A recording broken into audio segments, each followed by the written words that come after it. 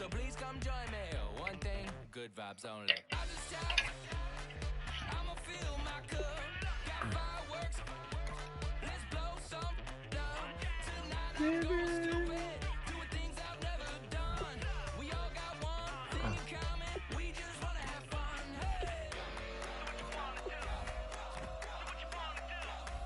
I think I'm gonna do something crazy. Yeah, Winston.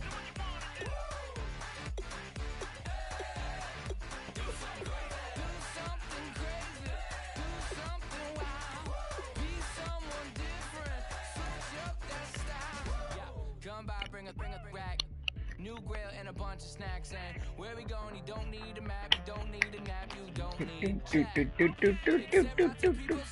speakers, cold drinks, and good. Join me, one thing, good vibes only. I just tapped, I'ma fill my cup, got fireworks, let's blow some down.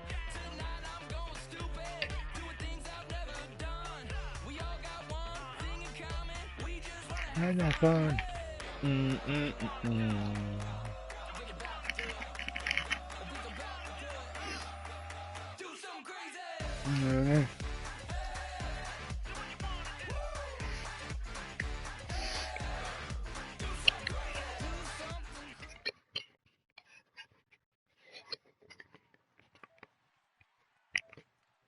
Thank you very much, Larry Ridley. I'm Brandon Gaudin with Charles Davis. We are ready for this draft champions matchup as you get a quick peek at some of the stars in today's game. We're ready to go. Let's get down to kickoff.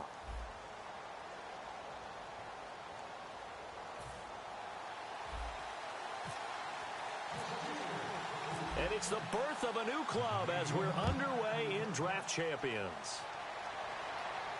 This fielded a few yards into the end zone. So quick on the spin. He's spinning, man.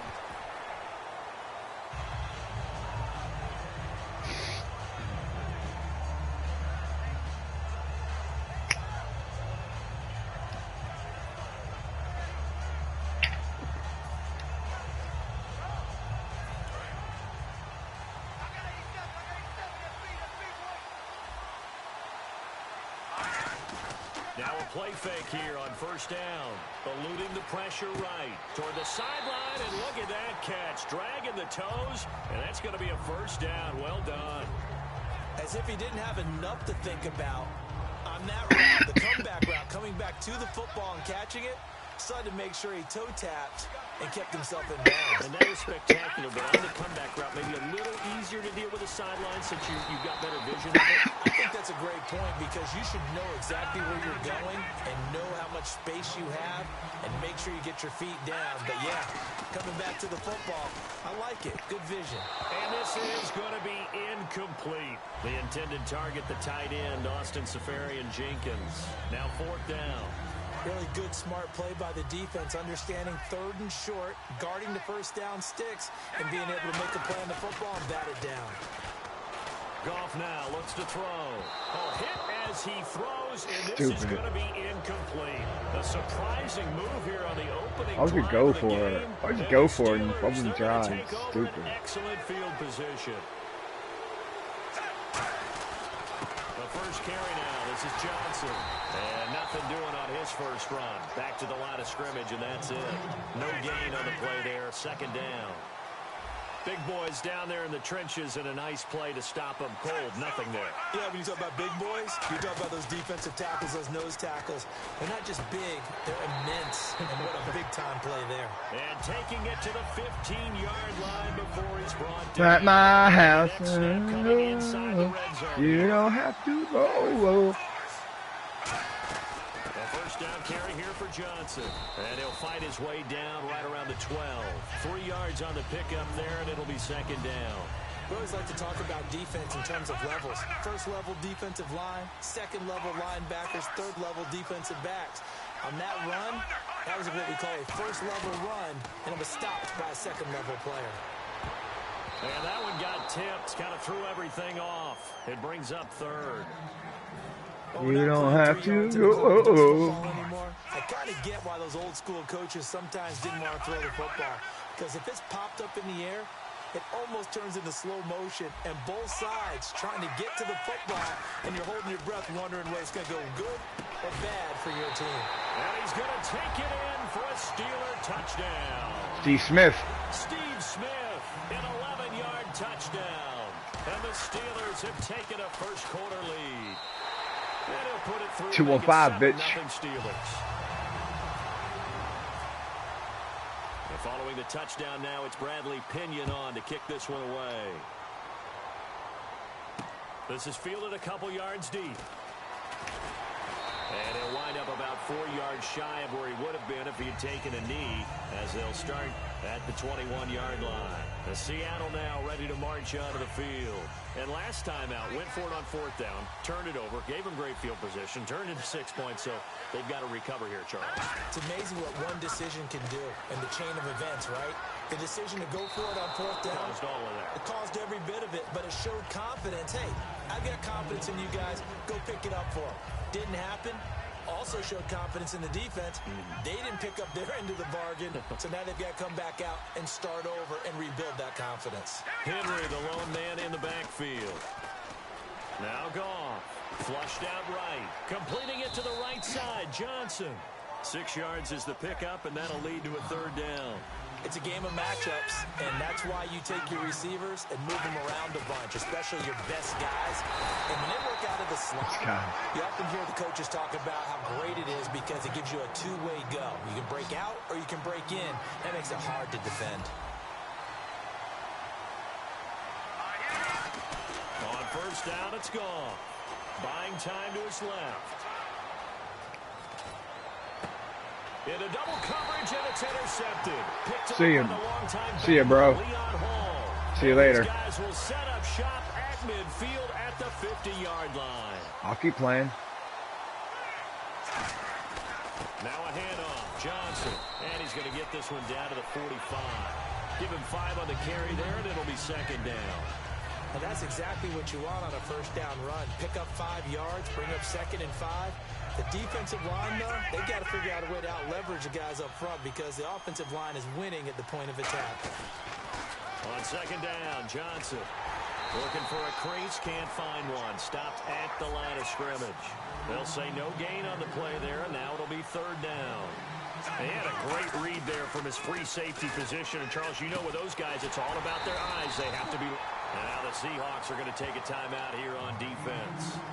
They'll have 2 remaining as we step aside here in this 1st quarter. And the offense lining up 1st and 10.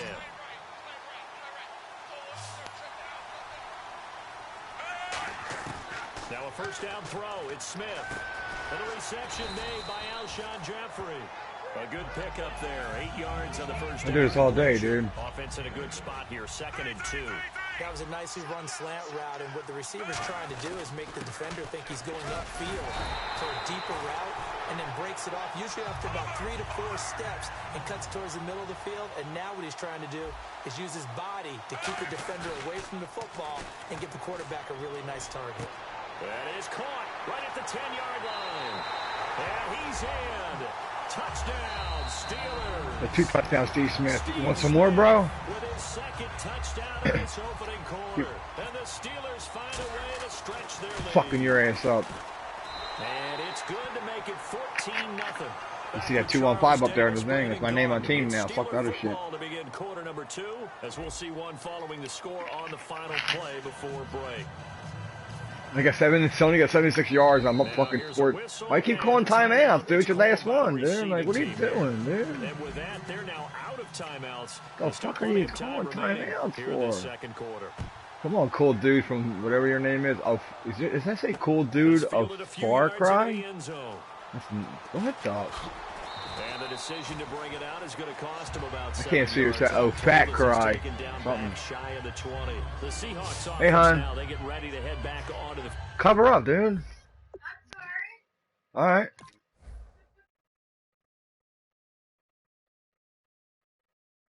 Come on, dude. You're gonna quit. Just quit, dude. Yep.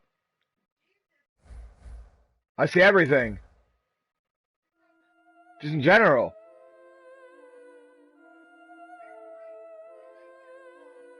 I know, it's okay. I can't. I'm gonna fuck you up. Stay. I like looking at it. I want to. You know what I mean?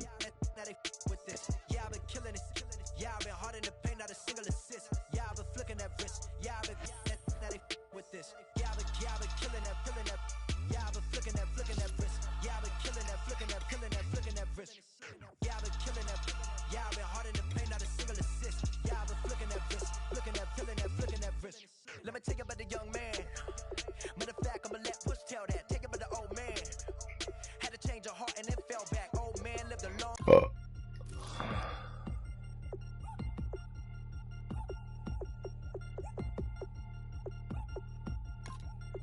3 chains. Ow. Caught up in my put your head on backwards. Then skate off after engaging laughter about what just happened. Napkins get sent to mammies, is that too graphic? Catch you in traffic, you sitting daffy like stealing candy. My ceiling's absent, my wheels are massive, my friends assassins. All of us, our mothers queens and our women dancers. My rivers rapping, my fingers splashing, my gills are flapping. I bit some matches and sip some and kiss the dragon. I'm really rapping, no fingers. I'll do it now. Slipping, my swag is dripping, so here's a napkin. What's really happening, bro? Roll attacking, I'm showing passion. Know what I mean? See, I'm the king, like I'm from Akron. I'm going overboard. Somebody call the captain. And when it come to getting checks, I always want the fat ones. I'm so I can sing to a chandelier. My flow a glass of spade and yours a can of beer. See, this guy quits too.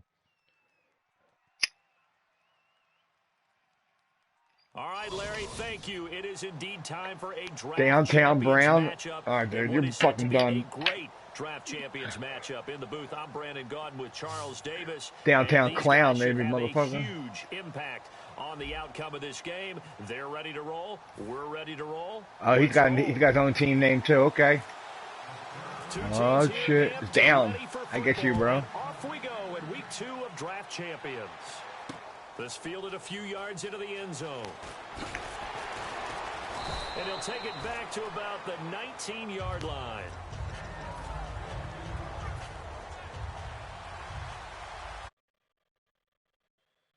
And in the backfield, Elliott. Throwing, Mariota. And this one caught by Dez Bryant. And they're able to get this one across the 35. 16 yards on the game's first play and a quick first down. Offense comes to the line now, 1st and 10. A first down throw for Mariota. Then Steve Smith hauls it in. Give him 9 there on the first down completion. And that's the kind of pass that adds up over time, Brandon. You may not have picked up a first down there, but if you keep chipping away at it, eventually big plays may result.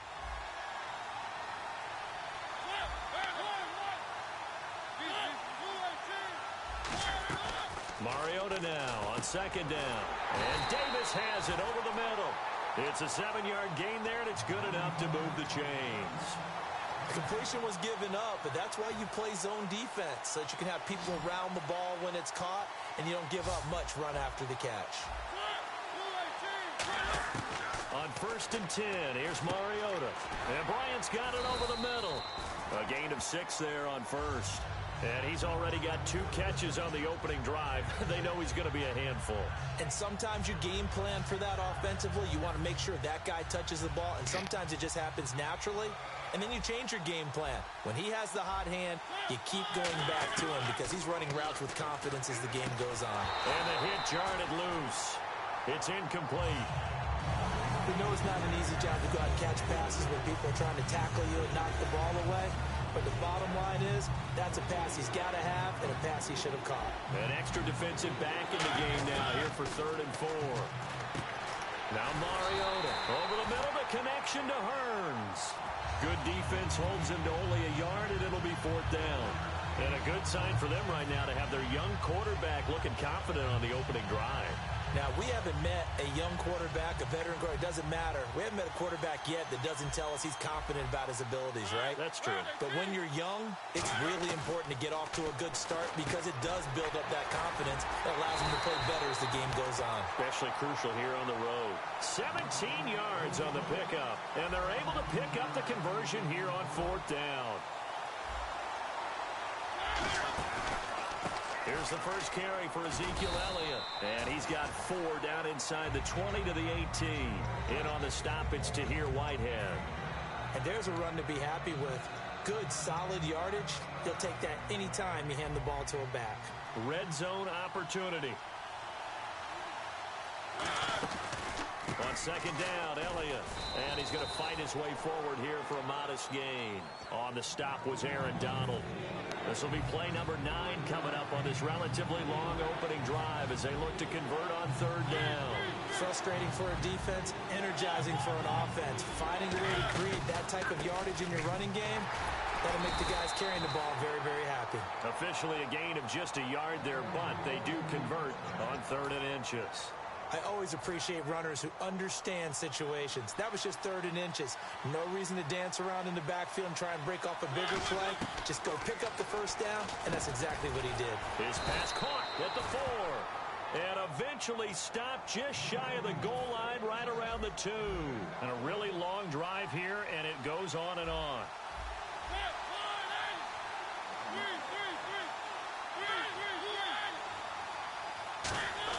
Here's Mariota, and he's got it. Touchdown, Saints.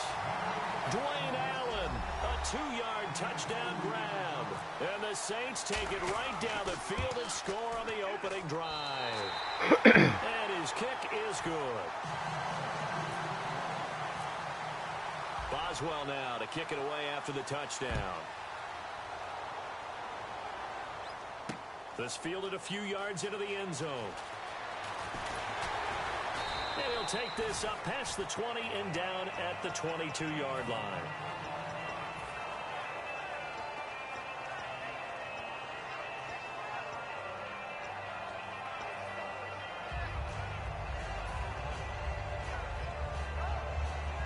They'll come up now with the clock showing 3 seconds to go here in the first.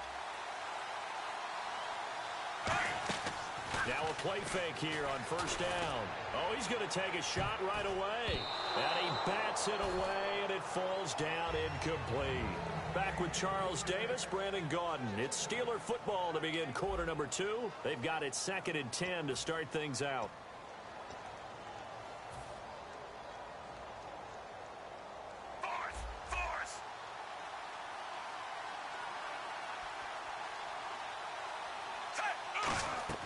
Back to throw, Smith. Screen play, Johnson. And he'll be brought down right at the 30 here. It'll be a pickup of 8 on the screen, and it sets up a 3rd down.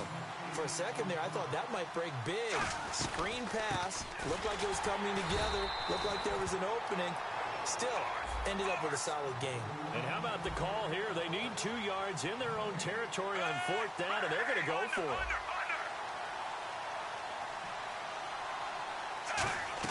They are going for it. It's Smith.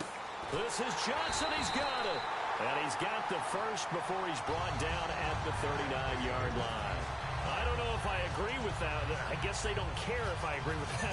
But, boy, you have to be surprised by that, right? I definitely was surprised that they decided to go for it in this situation. But they must have either felt like they either had a great play call on or they're trying to show extreme confidence. Over the middle to Smith. Just a yard on the catch there. It'll be 2nd and 9. When you see zone defense and you know you got a drag route on as your primary call, you got to be really careful as a passer about how far you let your guy go because he might wander into some tough coverage. Finding time. That's going to be knocked away and incomplete. The Pro Bowl wideout Julio Jones is intended receiver, and it's 3rd down. I like the boldness, and I like that they took a shot downfield, but it was well covered, and he was able to get a hand in and knock it away.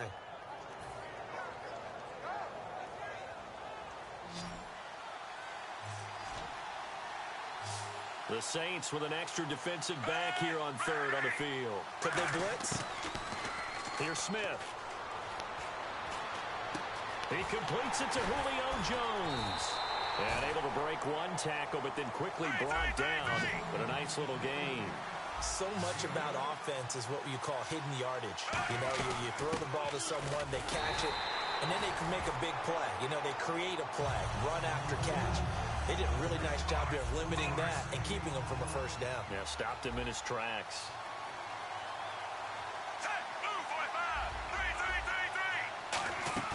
From the 50, it's Smith. Looking here for Smith downfield.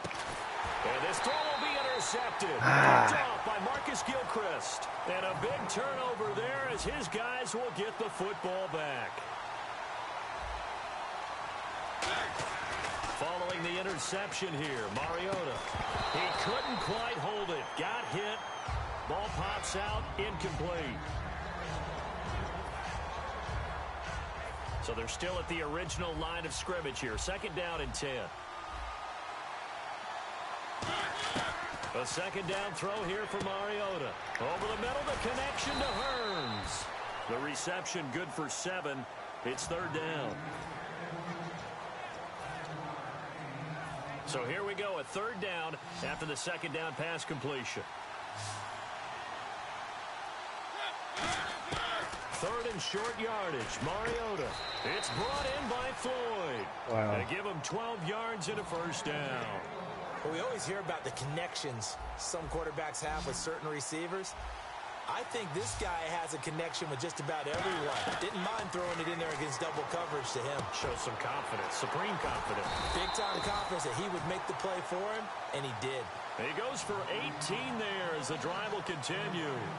And after that completion, you can understand why so many teams in the league are emphasizing speed on defense at every position. The tight ends have created so many tough matchups now. If you can't run with a tight end as a linebacker, this is going to be the result every time. And Davis has it over the middle. It'll go as a gain of 12. And the Saints are going to get a first down. When you execute a drag or a crossing route really well and give them a chance to let it develop a little bit, you can gain some significant yardage hitting your tight end on that one. Smith catches left side. 18 yards on the pickup there. And it'll be first down, Saints. They try the corner route there, Charles, and it works to perfection. Boy, that's hard on a defensive back because if you get any fake or move to the inside, you have to respect it, and then the receiver breaks back to the sideline. He rifles one that's intercepted. Picked off by the safety, T.J. Ward. And a big turnover there as his guys will get the football back. And Pittsburgh getting set to take the field. And what do you think goes on here in this situation? If you got the football, you're trailing, you're back in your own territory with just a little time. Do you try something? You're thinking about jump-starting your team, right? You just mentioned it. They're down. They're trying. Now hold everything here. We're going to get a timeout by the offense. It's just their first, so they'll have 2 remaining here before we get to halftime.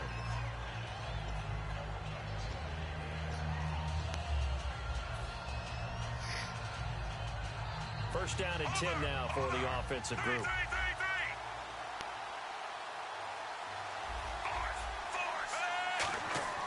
Now a play fake here on first down. He's going to sling this deep downfield. A 50-50 ball here, and it's intercepted. Picked off by Travis Carey. And they are going to set up shop at the 32-yard line. Out onto the field comes New Orleans. And with time quickly fading here in the second quarter, not sure how aggressively, offensively they want to play this. I think we're looking for Floyd, and it's intercepted. It's the former Seahawk, Richard Sherman. And they will set up shop at their own 46-yard line. And Pittsburgh getting set to take the field. And with time quickly fading here in the second quarter, not sure how aggressively, offensively they want to play this. I think we'll find out just how much they trust their guys in this situation if they decide to take a shot. Trying to shake off the interception, he'll look to throw. And he was hit as he threw it there, and it forces it incomplete. Not too many things get to a quarterback of this magnitude, but I think it's safe to say that pressure can get to any quarterback. Now, he's obviously a great franchise quarterback, but felt the pressure, threw it incomplete. They'll fake the handoff. Now Smith. He'll air it out deep for Thomas. And this is caught inside the 5. Now whistles come in. We're going to get a timeout here by the offense. So that means they're down to 1 remaining here as we head toward halftime. So after that big gain, let's see what else the offense has up its sleeve. They'll run it with Johnson, and he'll go backwards, losing yardage to the 5. Now hold everything here. We're going to get a timeout by the offense. And with halftime on the horizon, they'll be out of timeouts from here forward.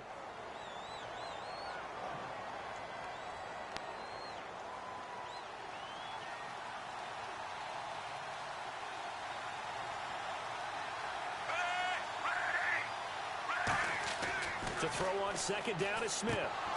And incomplete there. A nice hit. Jars the ball free and brings up 3rd down. Just looking at it from a defensive perspective, when you break the huddle in the red zone, tight end is one of the guys you've got a key on because quarterbacks want the ball in their hands fast in this position, and they want to get it to someone. And in this case, he had the play. They just didn't complete it. So they're still down, but they are able to salvage 3 here heading into the lockers. This is what you worked on from the beginning of training camp. Heading into the half, put some points on the board. No matter what the score says at that point, you've accomplished what you set out to do. Out onto the field comes New Orleans. And from this spot in the field with the clock where it's at, you think we're just going to see a knee and that's it? And I think in this situation, that's the proper play. But we do know there's some risk takers out there that may want to take one more shot before the clock runs out. And with time running down, they go down to a knee. So we've reached intermission here in a low-scoring game. 7-3 is our score. As we send you over to our headquarters in Orlando, where we check in with Larry Ridley for our EA Sports Halftime Report.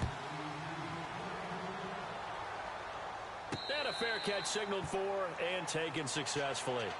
The Steeler offense now with a football first here to begin the 3rd quarter. They're close game, but they're going to need to do a little bit better probably here in half 2, no? I would agree with that totally. I would guess it in the locker room. They talked about cleaning up some of the errors, but overall, I think they wanted to be positive with them. Guys, we're right there. Just not playing as well as we need to. Let's pick it up, and we still have a chance to win this game. Yeah, they do. We'll see if they can pick it up. Back to throw, Smith. And the hit jarred it loose. It's incomplete.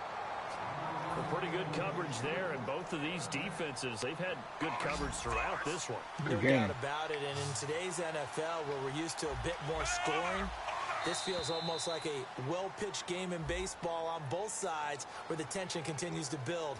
Who's going to make the big play? It's a gain of 5 on the play.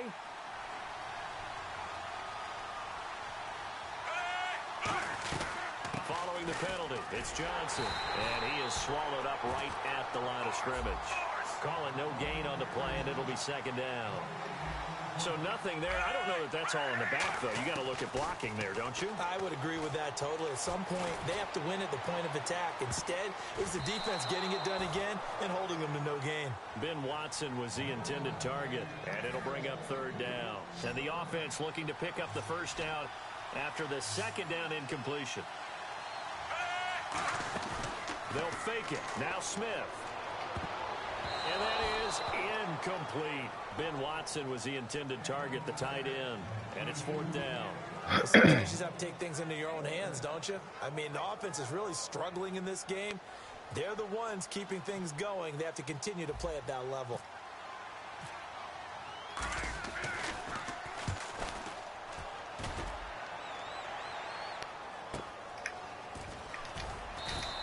A big kick that time, 52 yards. And the Saints will take over with a 1st and 10 deep in their own territory. Now we take a glance at the offense as they work their way back out for their first possession of the 2nd half. Mariota on 1st down. Completes it over the middle to Floyd. And they're going to get this one up to the 35-yard line. And a good quarterback facing zone coverage. If he has just a little bit of time to survey the scene, that's what's going to happen. No doubt about it. If there's no pressure, he's going to continue to pick them apart because he'll have all that time to find someone open downfield. You can only cover for so long. So maybe they want to go to a zone blitz scheme, get a little bit more pressure. Remember when Carolina did that against Denver? They lost the game ultimately, They dropped the defensive end out, and he ended up with an interception in that game in Super Bowl 50. Maybe some sort of scheme like that to try and get more pressure at the passer. Almost had it defensively. Could have been a game changer there in this second half. Instead, it's third down.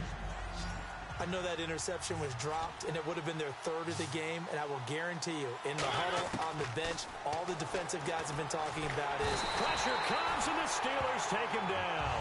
Fuck you gonna go, bro? In there to drop him for a 4-yard loss, and it'll be fourth down. Here's Brad Nordman now, as he's on to punt for the first time this afternoon.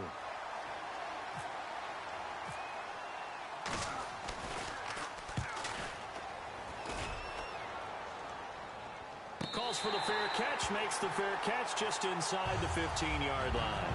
51 yards on the punt there. And the Steelers are going to take over 1st and 10 deep in their own territory. Now a first down throw. It's Smith. Dumping it off for Johnson. And he's taken down, but not before he gets this across the 25-yard line.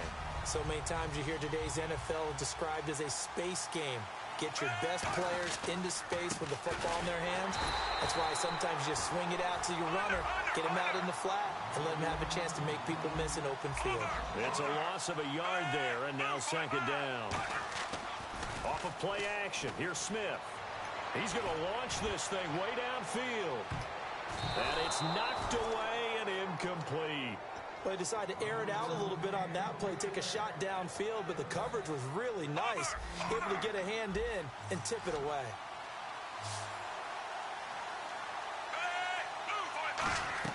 Play action. It's Smith. And that's complete. It's Watson. And he's going to have the first down at about the 30 yards there as they move the chains. And the game just keeps evolving. Big guys running those corner routes, so difficult to cover. It's a 5-receiver set. 3 to the left, 2 to the right. On first down, it's Smith. And it pops free. The collision there jarred the ball loose and brings up second down. Everything about that play tells you about today's NFL offenses and what they're asking out of running backs. You can't just be a guy who can run the football. You have to be able to catch it as well, and he didn't get that done on that play. To throw is Smith. Underneath for Johnson. And he'll go down right around the 47 this time. It's a 9-yard pickup on the play, and that is going to set up a 3rd and 1. Again, Smith. And he dropped it. Now it was tipped, altered the ball a little bit, but he dropped it, and now 4th down. Before that last pass, 2 interceptions had already been thrown, and this last one tipped in the air, which means everyone on defense is almost fighting each other in order to get to the football to try and make it a 3rd. Once you've thrown a couple, it's almost like a swarm of bees going after the ball, and in this case, they weren't able to get there before it fell to the ground. Now Smith, and he finds Safarian Jenkins. It'll be a gain of 6, and on 4th down, they're able to convert and move the sticks. Well, it all came together on that one, didn't it? Big-time throw on 4th. Now that had to feel good, didn't it? Taking that type of a gamble there and making it pay off, what a throw. And tough as a receiver because no matter how perfect the pass, you know it's 4th down and you got to convert. A little bit of extra pressure, but he overcame it. He's going to let this one go deep. And he's going to be intercepted a 3rd time. Picked up by free safety, Darian Stewart. And this one will be brought back to the 22. The Saints offense now, they get ready to head back onto the field. And a tight game after punting last time. See if they can get something going on this drive. As they head to the field now, with the game this close, you've got to feel there's a sense of urgency for them going up. And he's going to be intercepted a 3rd time. Picked off by the safety, T.J. Ward. And they are going to set up shop at the 40-yard line. And Pittsburgh getting set to take the field. And 3 interceptions in this game. And I would have to think, I wasn't a quarterback, but number 4 is kind of, oh, you're like, oh, man, I can't throw 4. No, what's interesting is, what do the coaches decide to do now? Having thrown 3, do you alter your offensive strategy? Do you take the ball out of his hands and maybe turn to the running game? Or do you have that supreme confidence that he's going to turn things around? We'll see what they do. Second down following the run.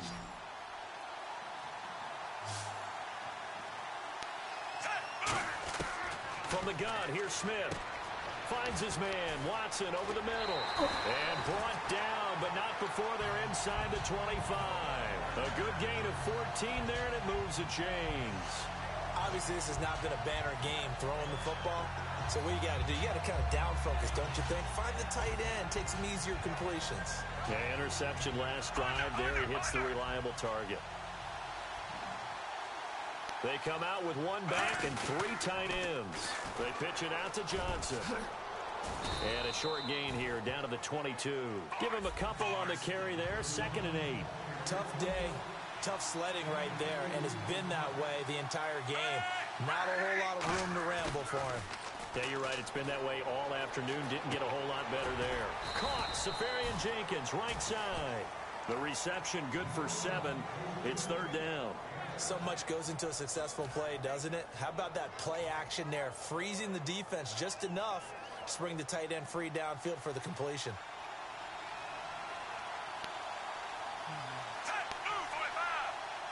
They'll sneak it with Smith. Give him a yard on the play, and he's definitely short. It'll be 4th down and a few inches. Well, they gave it a shot, quarterback sneak. Not able to get it. No, but if you're going to call a QB sneak on 3rd down, you draw it up to get it. Yeah, no doubt about it. Maybe they were thinking 4-down territory. Smith keeps it on the sneak.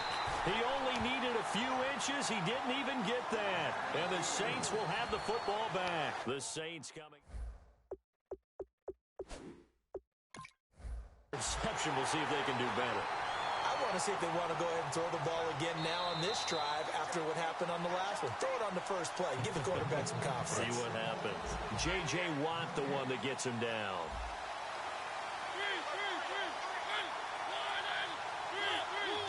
They'll come out in the pistol.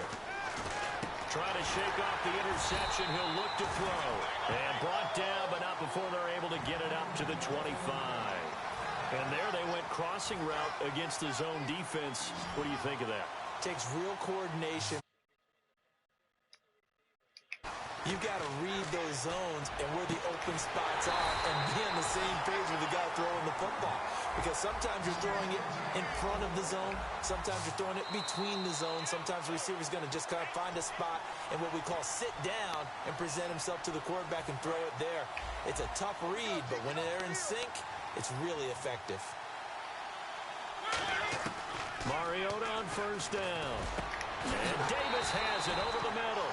And he's able to get this one down to the 40-yard line. So the offense has it 1st and 10.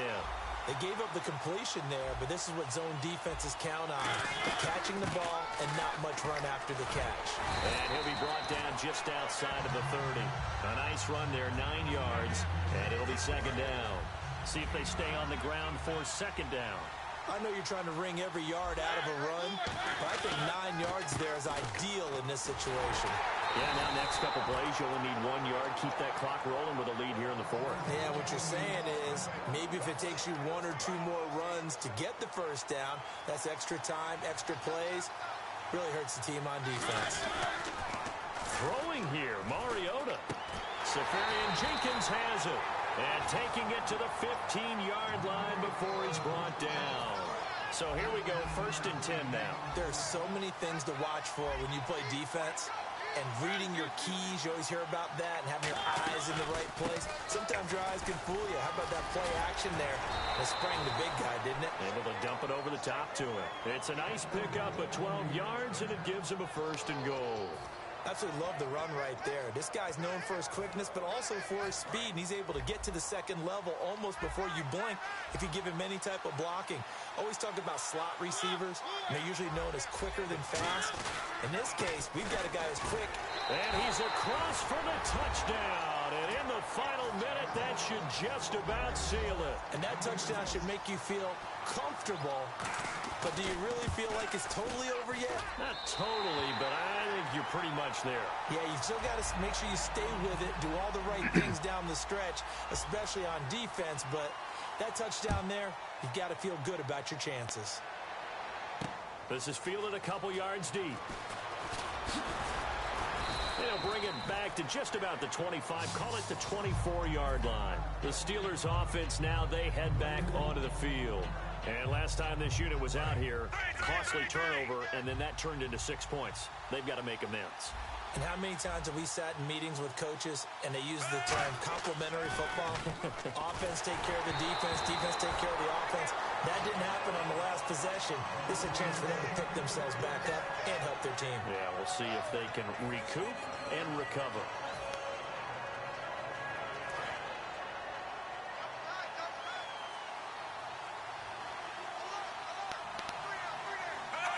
And they will take a knee here. And yet again, this run game just continues to be completely shut off. Completely stymied. I mean, they're trying to get some consistency, trying to find places to roam. They just haven't been there throughout this game.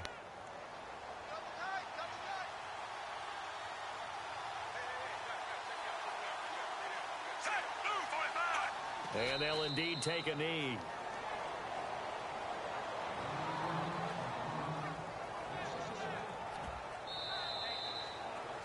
Well, partner, even though my phone alarm failed me this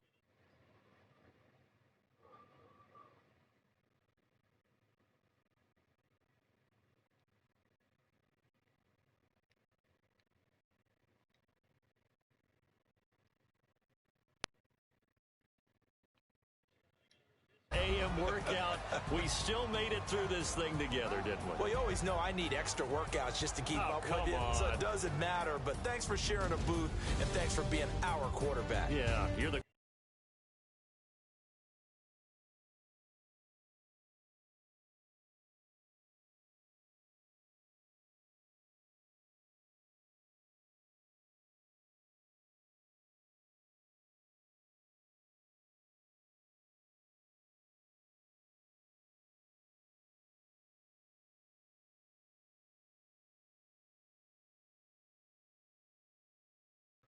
It's a pleasure, my friend.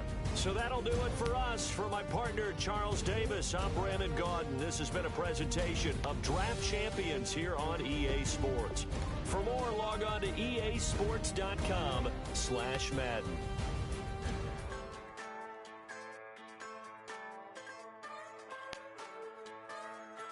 Just a bunch of poor boys, daddies, girls, children of the cornfield, trying to turn a shift job into a dollar bill. We wear the muddy boots, stay true to how we're raised. Ain't nothing about us fake. You know we're straight out of that dirty South.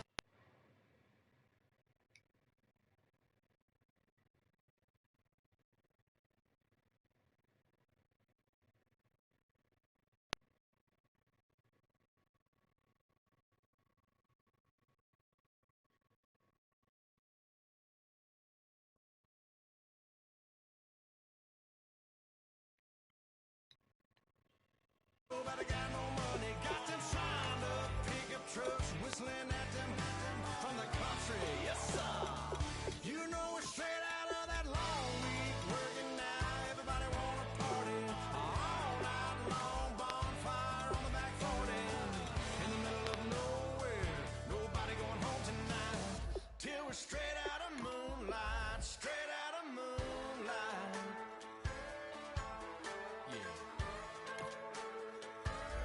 Just a bunch of John Deere junkies getting funky to some old hang. Nothing been stuck in the mud that we can't hook up to a rusty chain in the sun. Oh, I haven't had it. I'm sorry. I love it so much. You know we're straight out of that dirty South, dirty roads. Nobody got no money, got them signed up, pickup trucks, whistling at them from the country, yes sir. You know we're straight out of that long week, working now. Everybody wanna party, all night long, bonfire on the back 40, in the middle of nowhere, nobody going home tonight, till we're straight out of moonlight, straight out of moonlight.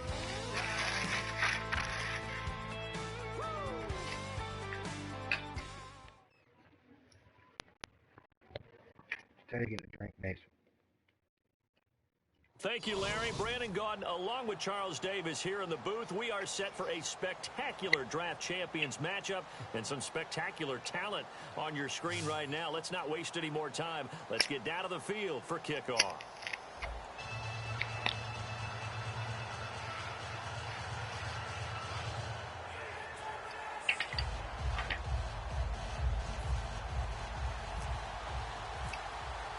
The getting to know each other process is over. Time to get down to it. And we're off in week 3 of Draft Champions. This fielded a few yards into the end zone.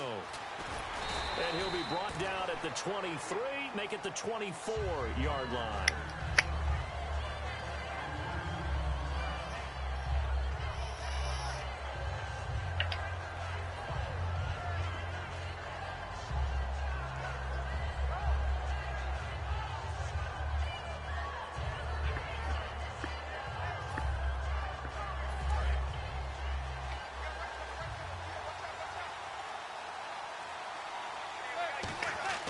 Manning now on first down.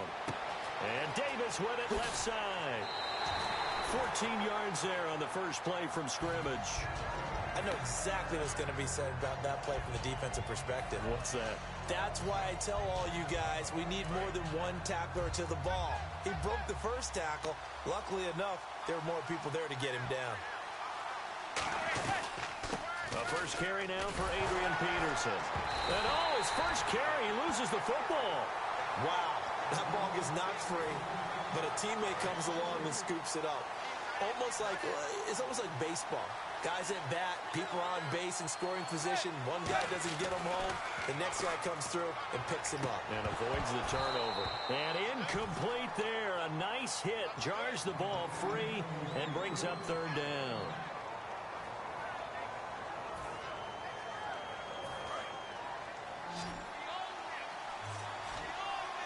Yeah, they've got an extra defensive back out there now on 3rd and 13. Manning now to throw. He's got Cruz complete. And he's got the first down before being taken down at the 46. Fresh set of downs here. The goal of every offense is to move the chains, pick up first downs. A nice job finding an open receiver for a completion. Got a man, and he hits him in stride. And he is out of bounds inside the 30. 20 yards on the pickup there. And that'll be good for a Giants first. So after that big play, let's see if they can catch their defense maybe on their heels. They go play action here on first down. He couldn't quite hold it. Got hit. Ball pops out. Incomplete. Oh, man, for him to be that wide open and drop it. Sometimes you have just too much time on your hands, right? You end up thinking way too much, and your hands get shaky. And yes, he's a tight end, but that's a catch he should have made. And he's brought down. A nice pickup there, 10 yards, and it'll move the sticks. I thought guys that were over 30 weren't supposed to run the football this well in the National Football League. How about that veteran leadership? A big-time run, combined with some nice blocking by his offensive line, showing that the ins and outs of being a veteran still has his place in this league. And now the ball comes out. Manning lost it, and it's picked up by the Steelers. See And ya. a big turnover there as his guys will get the football back. And without a doubt, not the way they pictured that opening drive unfolded. No, they were making progress. They weren't exactly in high gear, but they were making a few yards along the way. And now that they've coughed it up, you got to go back to the sidelines and regroup a little bit. 5 yards is the tally on first down. That brings up 2nd and 5. For that kind of run on first down, that's a winning type of a run. That just sets things up for them moving forward as they begin the drive. It'll be a pickup of a couple, and it leaves them with a 3rd and 3. Partner, we know today's NFL is really built around the guy throwing the football. But these short runs, they still pay dividends because they can take their toll on a defense, and they can add up as the game goes along. You control the clock, you control the ball, and that way you often control the game. 3 yards left to grab here on 3rd down. Back to throw, Smith. Screen play, Johnson. And 12 yards that time and picking up the first. Would it be safe to say that as precise as routes are supposed to be run in the NFL, maybe they're not quite as precise in college ball? That's accurate, yeah. And I think we saw a college route in the NFL there. Just find the soft spot, find the dead zone, and find the first down. And that's what he just did. I think that's a big pickup for a first down because when you run a drag route against zone, you're sometimes asking for trouble because you might run into a defender. Yeah, well, there they ran into a first down. Executed it to perfection.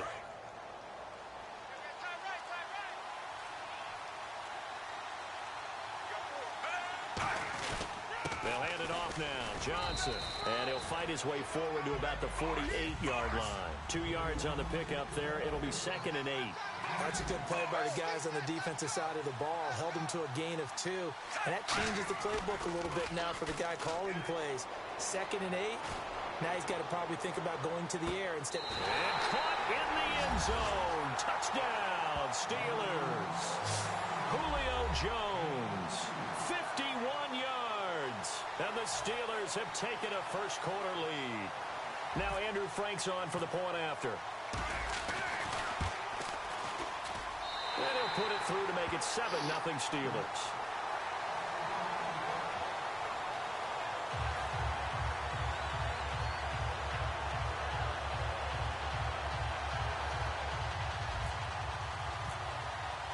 And following the touchdown now, it's Bradley Pinion on to kick this one away. This fielded a few yards into the end zone. Shreds the tackle. Back here with Charles Davis, I'm Brandon Gaudin. We've had the kickoff to begin the first quarter. Now it's time for the second quarter kickoff. They've got it 1st and 10 inside their own 20-yard line.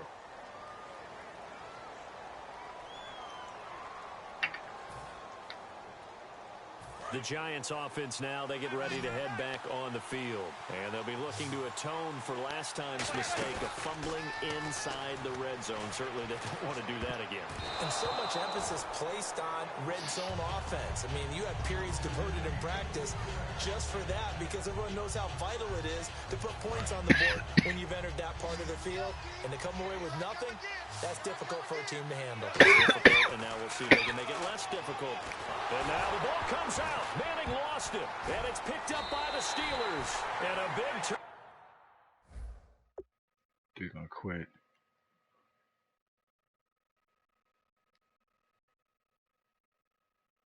We'll see.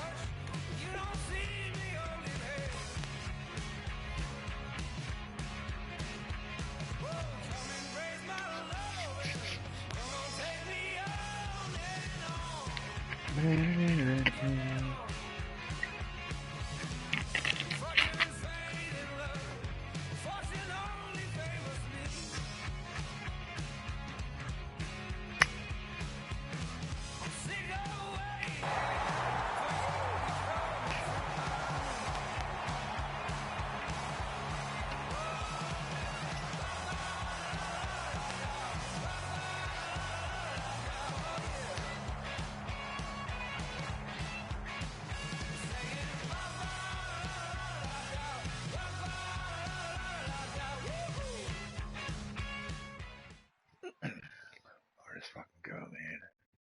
Same thing happened last time. I had a 1-0 loss. All right, Larry, hope everyone is settled in for a great redemption Draft time. Champions contest. Here, lucky to witness it. I'm Brandon Gaudin with Charles Davis. These guys that you see on your screen, they won't be witnessing. They will be participating in what should be an excellent game. Let's get down to the field. It's time for kick.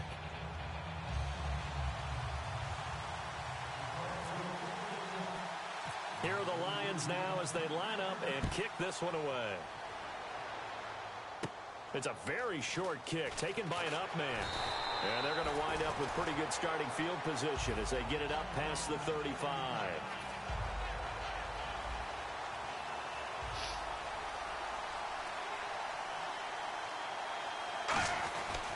They'll run for the first time with Johnson. And hard running's going to get him over the 40 to the 42. 5 yards on the carry. Good pickup on first down. So we've got a 2nd and 5. It'd be hard to say that a defense wouldn't be ready for a first down run. And when you can gain that kind of yardage against a defense that's really kind of geared to stop that play, your confidence has to rise. And now you've actually opened up your playbook. If you want to throw the ball now for play action, you're good to go. No gain on that one, and it's going to bring up a 3rd down. This defense looking for an early stop. This is 3rd down and 6.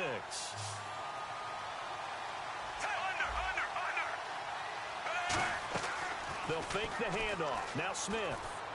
He hits his target. Left side, Watson. And he's got a first down as he's up to the 48. 7 yards there, good enough to move the sticks. There's a completion to the tight end, and I think that we're looking at something out of central casting, frankly. Absolutely. I mean, size, the hands. Speed. I mean, can flat out run. You put that whole package together, you light up the eyes of an offensive coordinator, don't you? Smith now to throw. Oh, it's a screen pass. That's complete. And he'll take it down shy of the 45 at the 46. It's a gain of 5, and it'll be a 2nd down. I like it, I like it, I like it. Get everyone involved in the passing game, and you know you can create those great mismatches throwing it to your guys out of the backfield. You know, on the first drive, that can also help establish some rhythm, right? I think so, and gets everyone in. And no escaping this time as he'll go down. They got him for a sack. Jadeveon Clowney from his outside linebacker spot, forcing the sack for a loss of 8. 3rd and long, it's Smith. Looking deep downfield. And he knocks the ball away, and it falls incomplete. I know the initial focus was on how far that pass was downfield, but how about the coverage on the play? Able to stay with him, get his hands where the receiver's hands were going to try and catch the ball, tips it up in the air, and knocks it away.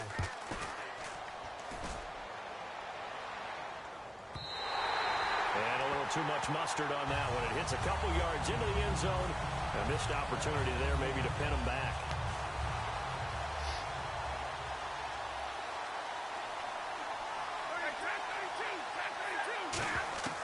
On 1st and 10, Stafford.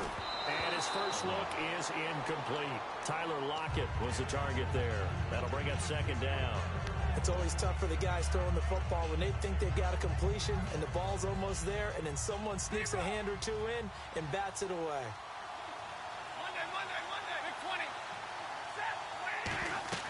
Back to the air. Stafford on 2nd down.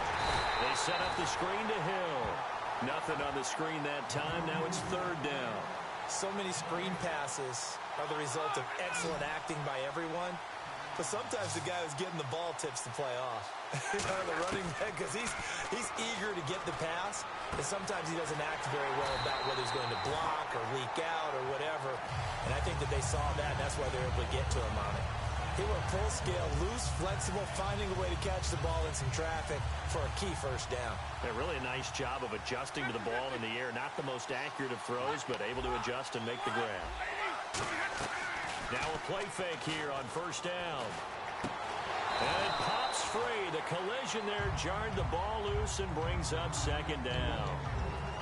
Whenever I see an in-route dropped, as we just saw on that play, I'm always thinking that in the back of their mind, they're worried about what's coming at them because they're going towards traffic on that route as opposed to being away from it and maybe having a little bit more space. They'll run. This is Hill. And he was able to shed the tackle, but the reserves come in for the stop. Just a couple on the pickup there, and now it's third down. Well, I think we know by now that every run is not going to be broken and get all the way to the end zone. But these short ones still have their value. You can still set up the play action and throw the football. You control the clock because you have the ball and they don't. And often the physicality sets the tempo for the game. The Pro Bowler Odell Beckham, the intended receiver, and it's fourth down. Putting pressure on the guy throwing the football is always good. But when you can couple that with contact on him that leads to an incompletion as we just saw there, that's winning football.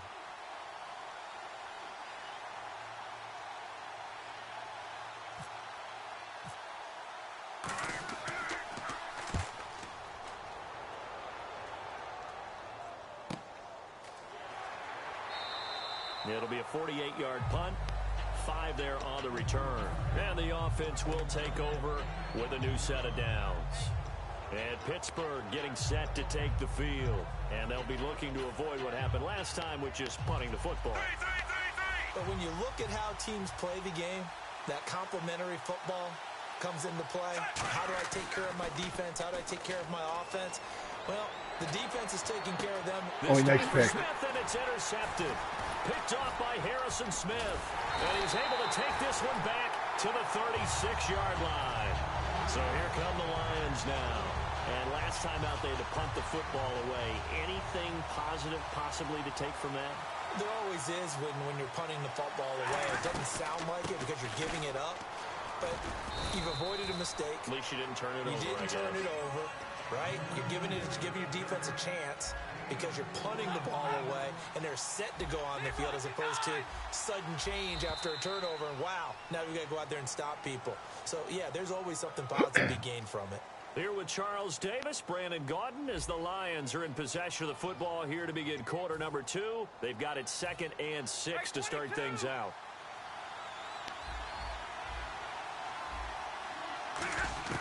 To throw on second down is Stafford.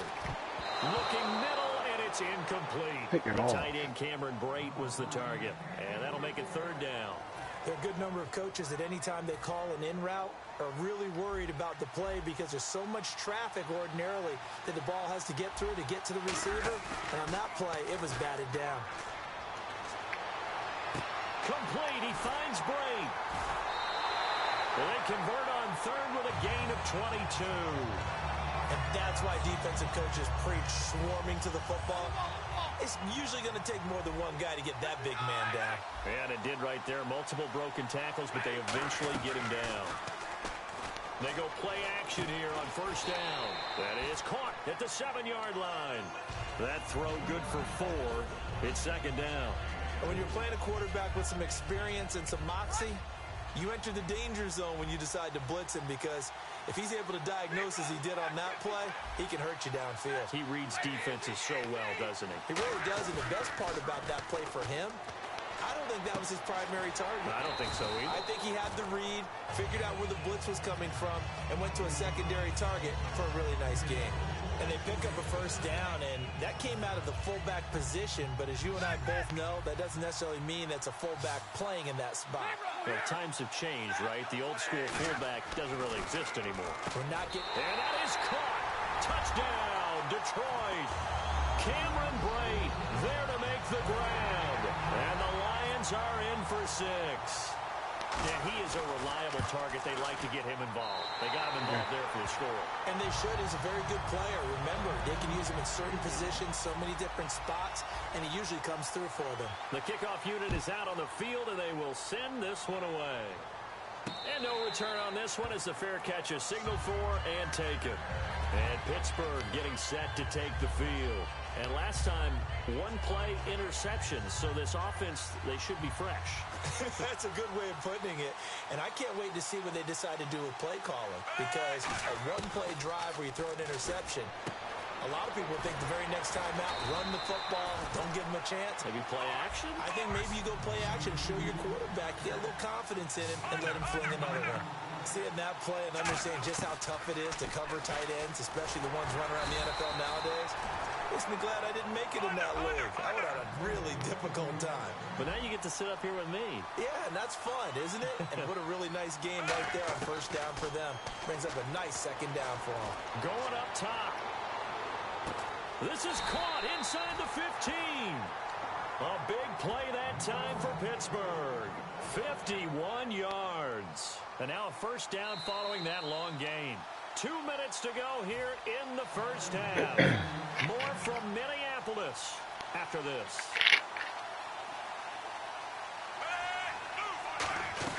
They'll run it now out of the gun. And the big boys up front, they're going to stop him right at the line.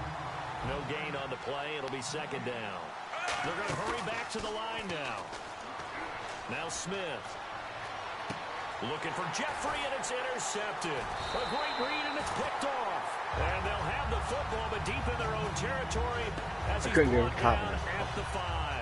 And Detroit getting set to go now.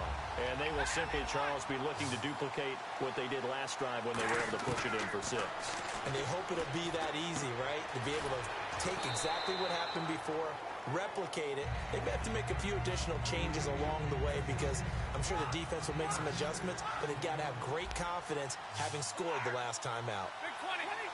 They'll send Beckham alone to the left side. On second down, here's Stafford. He's going to loft one deep left side here, and he's unable to grab it.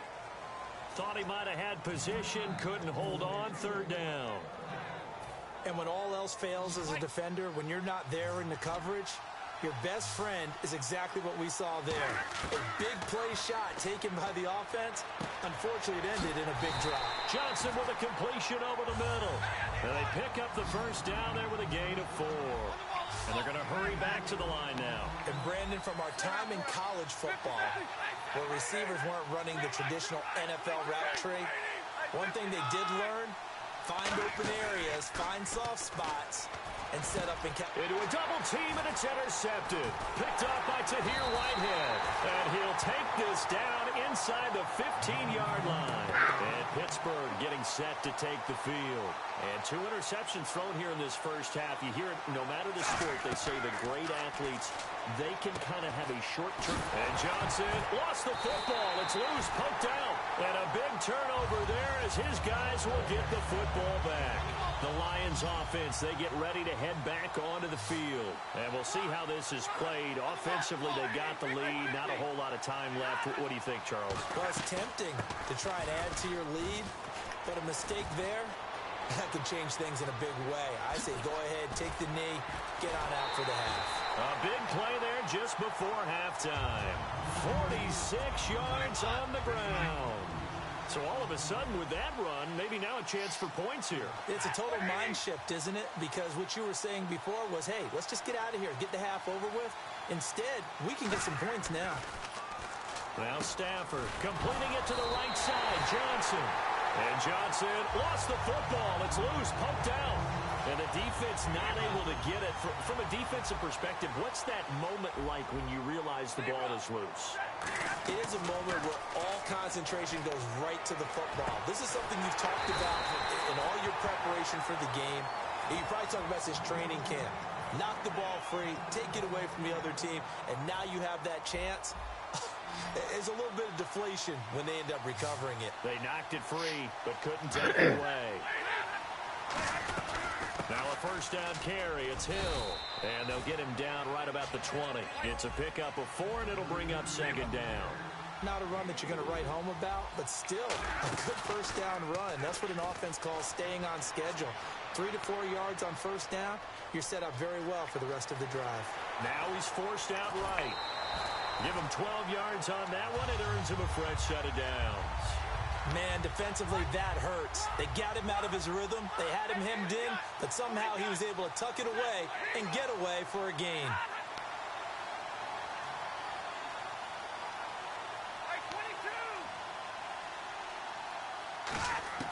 From the gun, here's Stafford.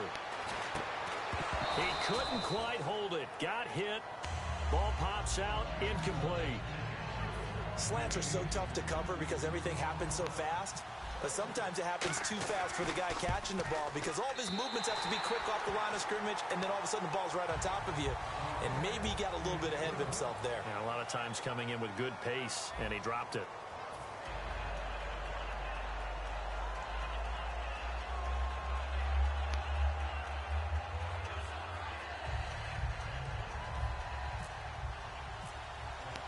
Both teams appear ready for the fight ahead, and we resume action here. This fielded a few yards into the end zone.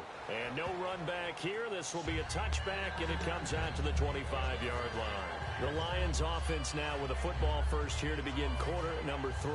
They built a good first-half lead. Now they have a chance to add on to it. And what I'm thinking is that the offensive staff spent the entire halftime just working with them on, here's what we think they're going to do to attack us in the second half. Nice first half that we've had, guys, but be prepared for some change-ups. We're going to see them when we kick it off in the second half. See how they handle any adjustments that might be made defensively. On first down, it's Stafford. And Brake has it over the middle. A gain of 6 there on first. Now that's staying ahead of the chains. Really good pickup on first down, hitting the tight end there. Now brings up a second and manageable. Just found a hole in that zone. To throw on second down is Stafford. And Brake, the tight end's got it. And he gets this one all the way down inside the 20-yard line. And now the offense operates in the red zone. And defensively, they were in zone coverage there. Do you have to be a little careful? You're losing playing against a good quarterback like he is to not play too much zone? Yeah, you have to be careful about how much time you're giving up. I think it's a good point you just brought up. So maybe if you still want to play zone, you go to a zone blitz scheme. And you can drop anyone out of your defensive front. Defensive end, defensive tackle. It doesn't matter. You just exchange someone to bring more pressure towards the quarterback and still try and cover downfield. After all the preparation, all the practice, a play like that will absolutely break your heart. They had everything they wanted, just unable to complete it. In the end zone, a big-time drop. Stafford looking to throw on, looking for Johnson, and it's intercepted. And now to the races, down the right side. The 30, the 20. And he brings this one back. It's a pick 6 for a Steeler touchdown. Now that was a beautiful play. A pick 6. How would you punctuate something like that, partner? Oh, you mean with an exclamation mark? Exclamation mark, a big word. What would you do with that? Ampersand? I like it. And they're back within a field goal. It's 10-7 now. So they'll get another shot on offense following that pick 6. And now the kick is away. He just missed. I was watching. He's missing pick 6. This fielded a few yards into the end zone. And he's able to get it across the 20, but not by much, as he's marked down at the 21-yard line. And Detroit getting set to go now. And last time, decent field position through the pick 6. Obviously costly. But they can't afford to just bunker in now. All right, good field position means go ahead and attack on offense. Try and press the advantage a little bit. They just have to be better with the football on this possession. So that didn't bother you too much last time? No, because it's exactly what you're supposed to do. You can't have good field position, not try to take advantage of it. Sometimes the defense makes a good play, too.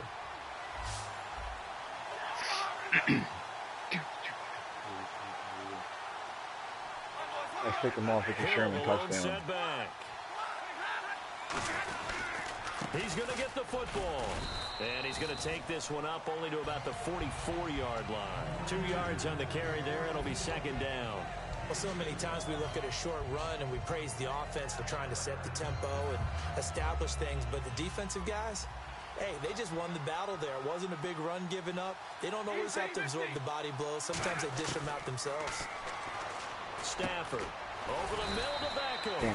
And he'll be brought down at the 48-yard line. It goes as a gain of 8, and it moves the chains. And the offense lining up 1st and 10.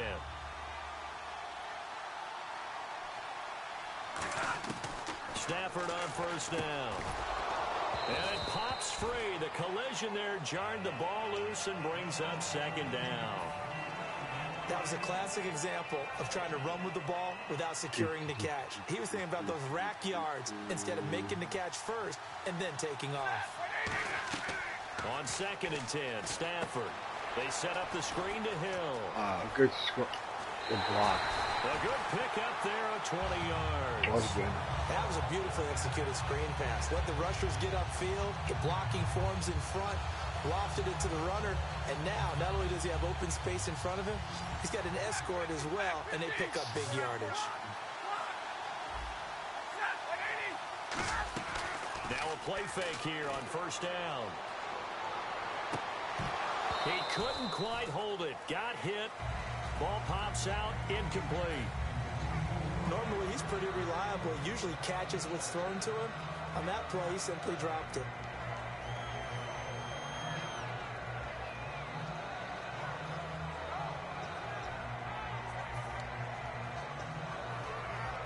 So 2nd and 10 here. Big 20, big 20. Big 20, big 20. Hill, the lone setback. 59. Back to the air. Stafford on 2nd down. And the hit jarred it loose. It's incomplete. The tight end, Jermaine Gresham, the intended receiver. And that takes us from 2nd to 3rd down.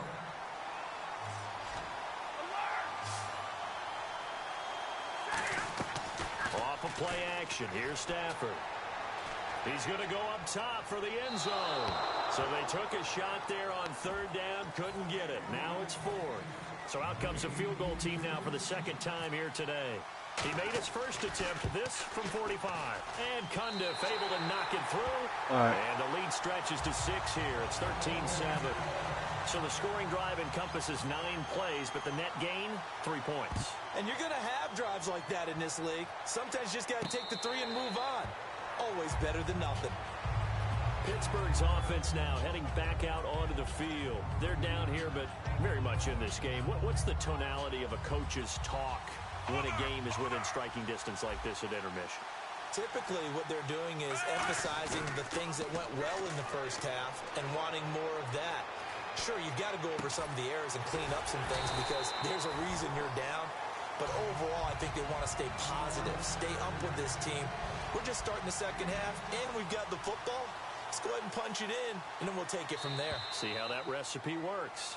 And we return, welcoming you back to Minneapolis. It's the Steelers with the football, but trailing here as we get going in quarter number 4. Oh, man. Let us clock out.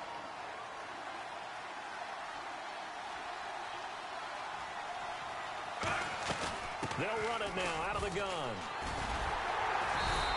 It'll go as a gain of 6 that time, and it moves the chains as well. 2nd and inches is oftentimes an invitation for an offense coordinator to take a big shot downfield because he feels like he can come back on 3rd down and pick up the 1st down. But sometimes you just don't want to break tendency. Stay with what you are, stay with who you know, and go get the 1st down. That's exactly what they did. Screenplay, Johnson. And he'll be brought down right at the 45-yard line. It'll be a gain of 4. And that'll bring up 2nd down. And now they're in the hurry-up. So many things have to come together just right for a screen pass to break for big yardage.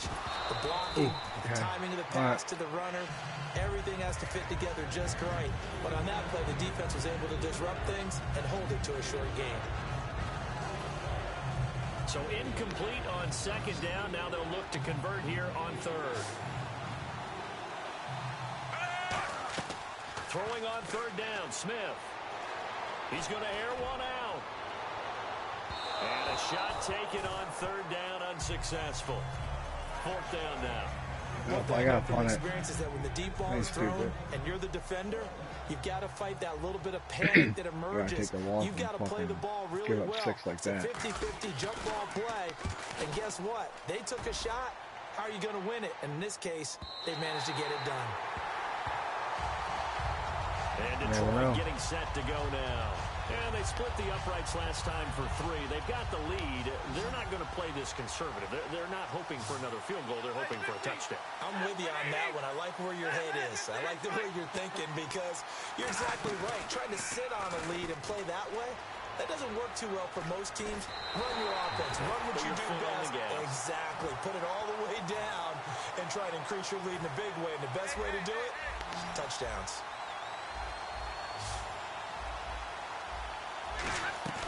They'll fake the give. Now Stafford. He's going to go for a big play downfield.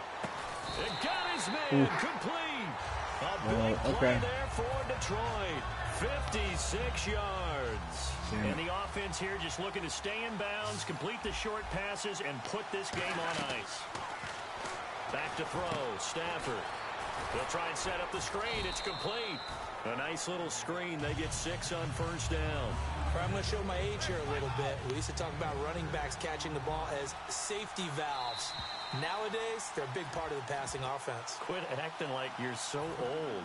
You're only 65. Yeah, why did he say that, dude? You're only 65. They'll come out in the pistol. Again, we'll see the pistol here. They'll fake it. Now Stafford. A hit as he throws there, incomplete. It's a tried-and-true formula, and I don't think it'll change for as long as we play football. If someone's trying to throw the ball and you can put pressure on them and make it tough, that's only going to help your defense. Yeah, he's since being hurried. He got rid of it before taking the hit, but incomplete. It'll be a 2-yard gain, and that'll bring up 4th down. And here's a big one now. Try to hold this lead. They're going to go for it here on 4th down.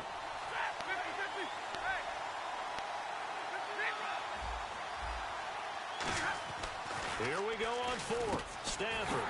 Complete. He finds Brady. They'll give him 8 on the play, and they're able to pick up the conversion here on 4th down. We always talk about big-time players make big-time plays in big-time moments. I think that 4th down qualified. That was a heck of a throw. They go play action here on 1st down. Over the middle to Beckham. And they've got it inside the 10 at the 8. It's a good gain of 11. Sets them up 1st and goal. One thing I can say pretty safely, that route is not called if you don't have a guy who can throw the ball and put some mustard on it. Because if you're going to lollipop it in the middle of the field, bad things usually happen. It takes a strong-arm guy who can rifle it in there, and they were able to successfully complete that one. 2nd down following the incompletion.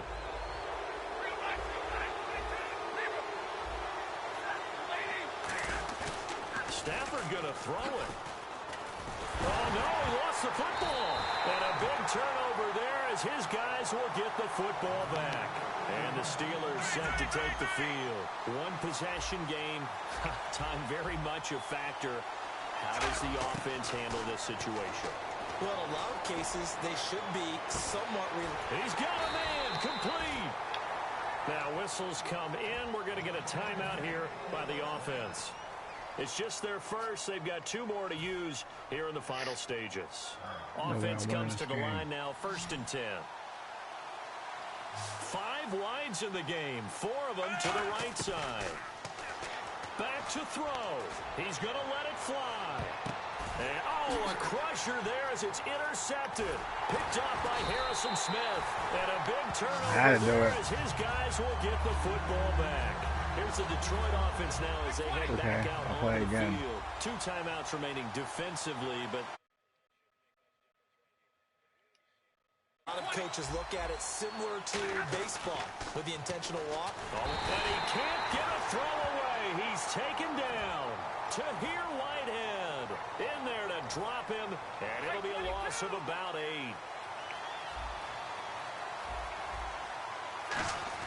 On 2nd down, Hill.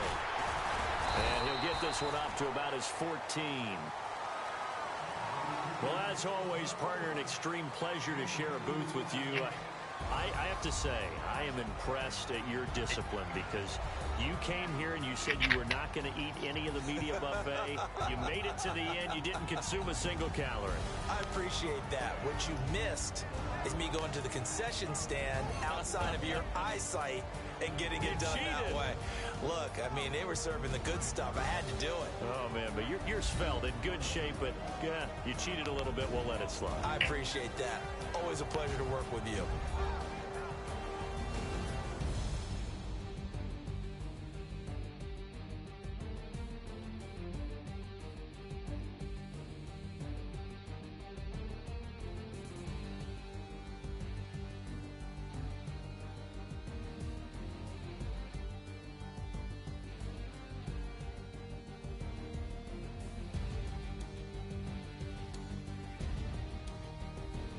That'll do it from here for Charles Davis and all our crew. I'm Brandon Gaudin. You've been watching Draft Champions here on EA Sports. For more, head on over to easports.com.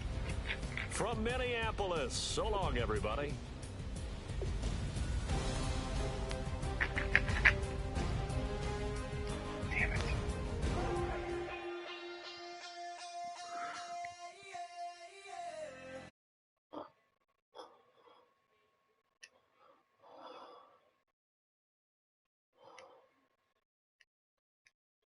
Stacking the rubies, if life is a movie, then you could just call me the Goonies. You're not relevant, trolling on the internet, no respect. Haven't basement yet, big neck, coming with the beat that's gonna break your neck. You can hear me now. Can you hear me now? Can you hear me now? If you like it loud, we can make it loud. Can you hold it down? 'Cause we can hold it down. Yeah, you can hear me now.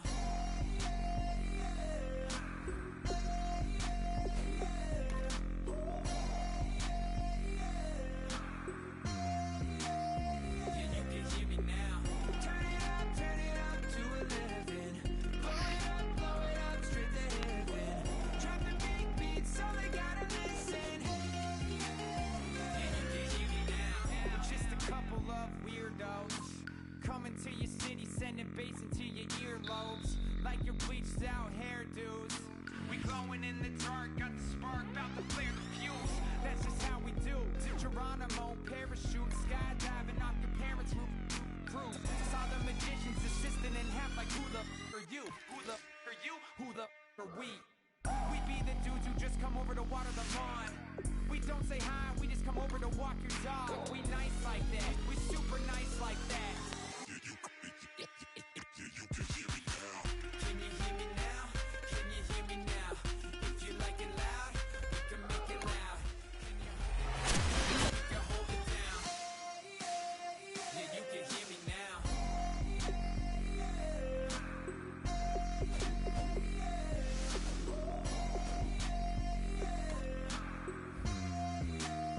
Yeah, you can hear me now.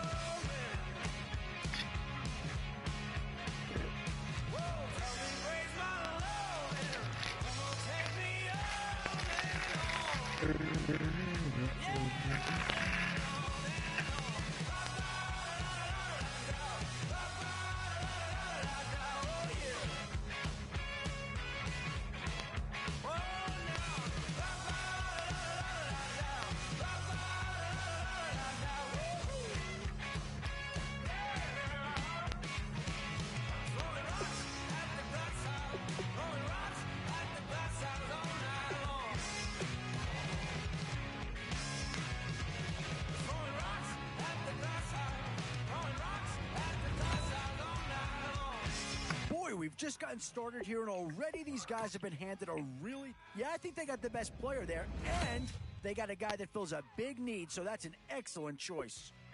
Excellent selection. Just what this team needs to maybe get him over the hump. Oh, no need to worry about this guy. Just plug him right into a starting role, and he'll be a massive upgrade. And I think that pick comes to the surprise of nobody. You had to figure they'd lean that way if a player from that team became available.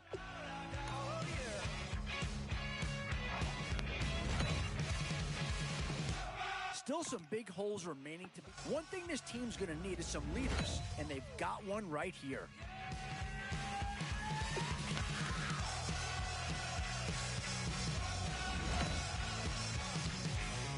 Where to now? Do you get yourself a big... Yeah, not too much analysis needed here. This is quite a get at this stage of the draft.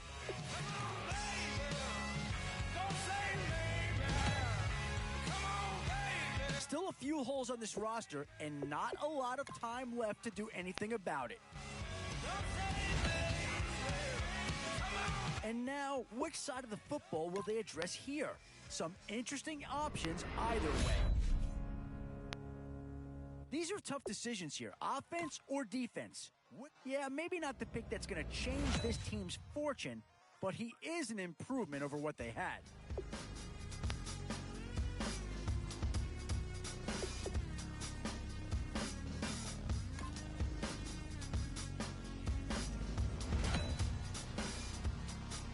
And now is where you need to make these last picks count. Time to fill any holes you can before it's too late.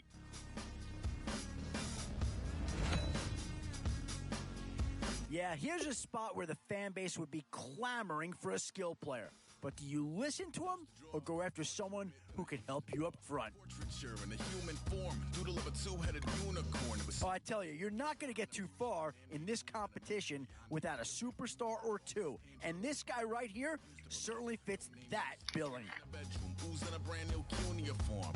Barely commune with the horde, got a whole grayscale ungluing his world. Might zone amp to the yap of the magpie. Unseen hand dragging his graphite. Cross contour, a little bit of backlight. Black ink after a Bristol to baptize. You can imagine a rush that ensue when you get 3 dimensions stuffed in a 2. Then it's off to a school where it's all you can do. Being trained and observed by a capable few. Back in New York by peeps and a dog in a 2-bedroom.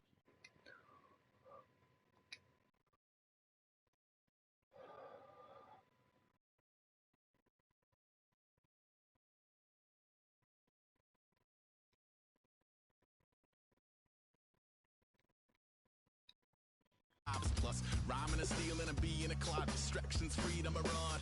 I left some years of giving a light. I left some will the spirit away.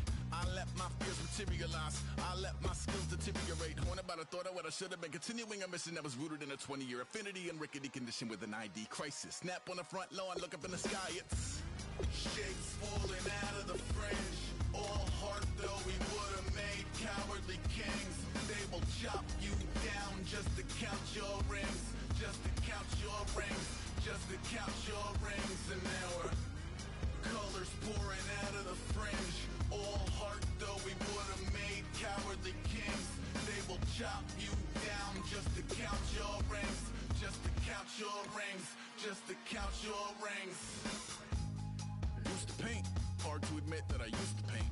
Natural light on a human face, stenciled fire in his roommate's face. It was blooming addiction, a miss and a push and a pigment. Book like a tattooed pigskin look.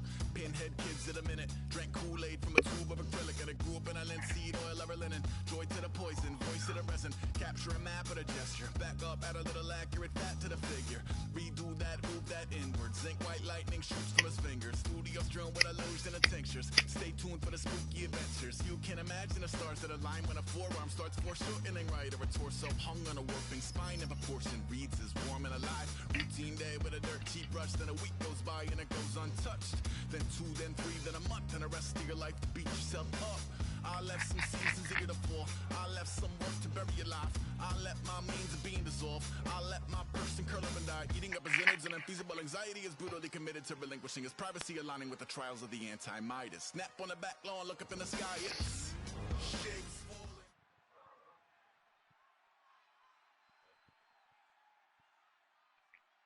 Thank you, Larry. So the picks are in. We welcome you to this Draft Champions contest. I'm Brandon Gaudin along with Charles Davis, ready to call the action. And let's get to it. Down to the field. It's time for kickoff.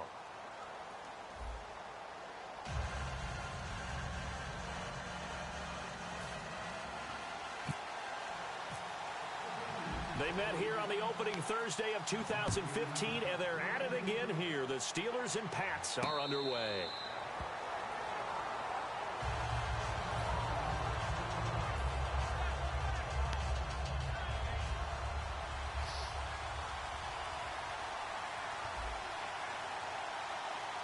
Freeman, the lone man in the backfield. And they'll give it to him here.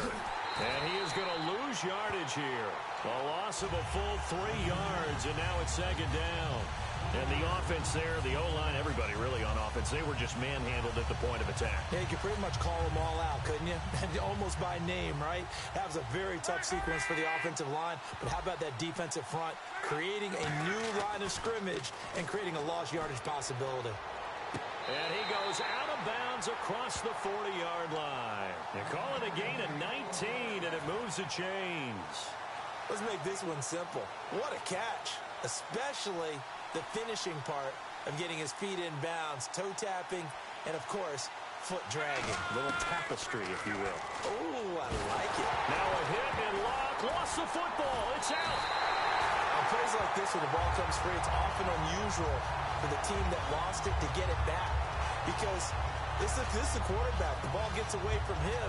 Everyone else is trying to execute what they're supposed to do on offense. They're usually looking in the other direction, downfield, or moved away from him. In this case, though, a teammate is able to come up with the ball. Offense with a fumble, but they recover it, and it brings up second down. Off of play action, Luck going for the deep ball. That's caught inside the 20. A big play that time for Pittsburgh. 46 yards. Well, we know he's got the speed there. He needed the speed and the hands. A great catch. And because of that speed, you have to respect it as a defender. So you have to either play off or make sure you're somehow in contact with him. And he's able to do exactly what you said. Use the speed to his advantage and go up and get the football. That's a big-time play right there. They'll set up the screen for Freeman. A good first down call as the screen play gets him 9. And they're getting him involved early. You feel like they saw something on tape, or they just have a sense with him because he's had a good week of practice or something in that area that they want him involved. Just as you said, they want him to touch it either in the running game or the passing game, but they must like the matchups they're getting. They run. Devontae Freeman. Not enough there for a first. No gain, as a matter of fact. And it leaves them.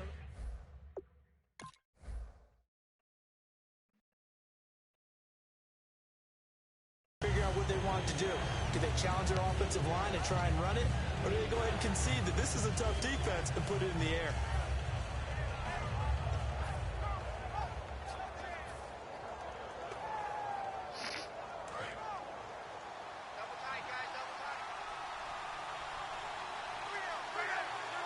Luck on the sneak. They give them 2 yards there as they're set up now with a 1st and goal. Well, they pick it up on 3rd and 1 on the quarterback sneak, and that's not easily done because there are extra bodies in there on the defensive side, and they're moving forward at the snap. Yeah, I was certainly expecting a handoff, weren't you? Yeah, I totally was. I thought they'd go with a back, maybe try and get a lead blocker in front. But as you talk about in different games, those guys with confidence in their offensive line, they just want to move forward and get it. Be interesting to see now what they do offensively down near the goal line after not much catch there that time. As the offensive play caller, that may change your sequence now. Instead of coming right back with a running play, you may have to go to the air. When defenses get to the quarterback that quickly, a lot of times it's called a jailbreak. It wasn't quite that fast, but fast enough that he had no time to look downfield and set himself to throw the ball. And as he tried to do that, he was hit and it forced an incompletion.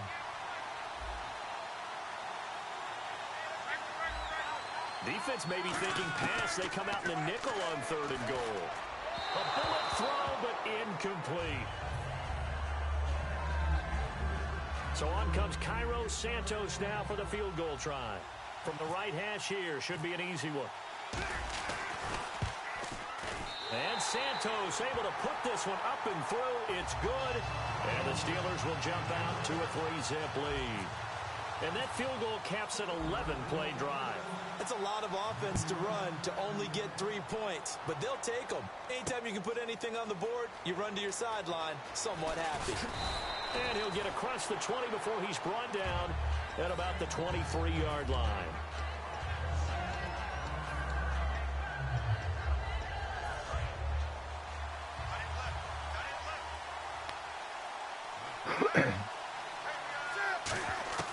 On 1st down, Newton. Flush to his right. And the defense has it covered. It's intercepted. It's Clay Matthews with a pick. And he brings this one back. It's a pick 6 for a Steeler touchdown. Short throw, pick 6 right there. Those linebackers, they love when those short throws come and those eyes get real wide, don't they? How about the anticipation on the play? Reading, reacting.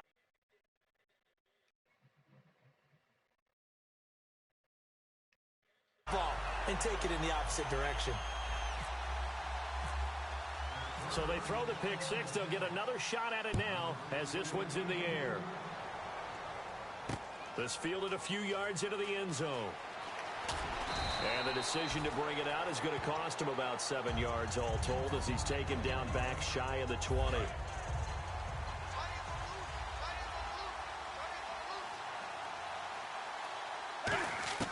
Now Newton on 1st down. In the middle of the field, he's got Nelson. And they're able to get this one across the 35. And the play goes for 19 yards. Gives him a new set of downs.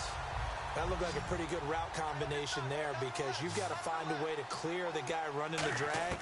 Because when you do, you just put the ball on him and then let him run. Yeah, he's got some space. Looking and finding Allen Hurns. 26 yards on the pickup there. And it'll be 1st down, New England. So on that play, defense was in the zone. They ran a crossing route offensively, but the defense there, you got to be good with communication, don't you? You certainly do, and it's not something that is really evident when you watch it on the screen. But everyone's talking, communicating, pointing, and it keeps you from chasing receivers because you have a specific zone you have to cover. When a receiver's in your zone and he crosses to another one, you got to let your guy know. They got a completion there, but I like the discipline they showed to stay in their proper areas and then make the tackle. That throw good for 4. It's 2nd down. An ex-teammate used to tell me all the time, I hate experienced quarterbacks because no matter what, you really can't hide what you're doing. And I think that right there, he knew right away where the blitz was coming from, where his primary guy was going to be, and he ended up going to a secondary target for a nice game. I was just going to ask you, that wasn't the primary target. He's so good at that, isn't he? I think he knew right away that he wasn't going to get to his primary guy. I think he read that as soon as he got to the line of scrimmage, knew where the... And no escaping this time as he'll go down. They got him for a sack. Sinderic Marks busting through to get him for a loss of 6. Now hold everything here. We're going to get a timeout by the offense. They'll have 2 remaining as we step aside here in this 2nd quarter.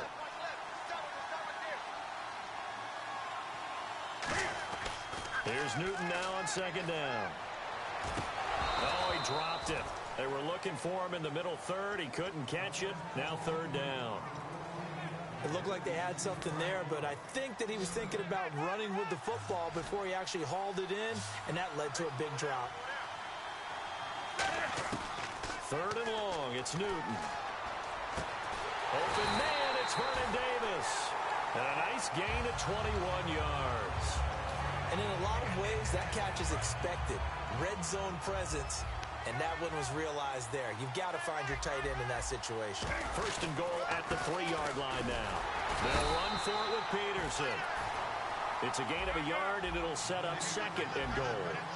Looking at this now, you got a couple more cracks here. Base close, sneak it. I don't think you even go into a huddle. Just line up, snap it, and fall in behind those guys into the end zone. J.J. Nelson, the intended target, and it's third and short.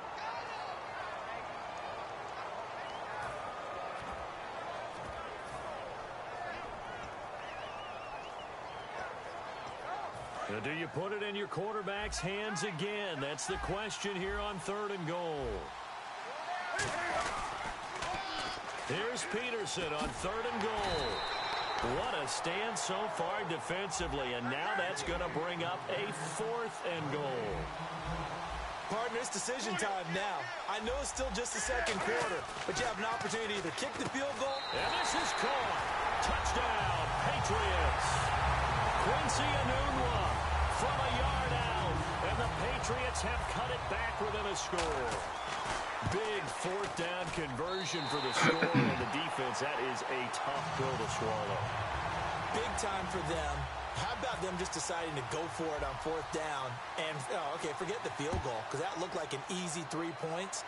Yeah, you might have had a defensive breakdown in there, but they pressed the issue and found a way to get it into the end zone.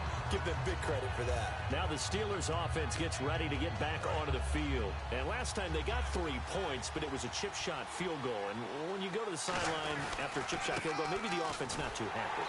It's a balancing act, isn't it? Because you're exactly right. They're none too pleased that they didn't punch it in for 6 points. But they also have to remember they did put points on the board. 3 points is 3 points. And in this league, you take points when you can get them. Not easily done. And he'll be hit as he releases it, and that'll fall incomplete. The good signal callers would never go back in the huddle and play the blame game because they need those guys to protect him. But on that last one, his offensive line, they lost their leverage very quickly, and that's why they were able to get to him and hit him as he tried to throw the football and force an incompletion. So here we go now. An extra defensive back in there on 3rd and 10. They'll fake the handoff. Now Luck. So a minute 56 to play in this first half. Back to Heinz Field after this. So on 4th down, here's Jake Shum to punt it away. Back deep, J.J. Nelson.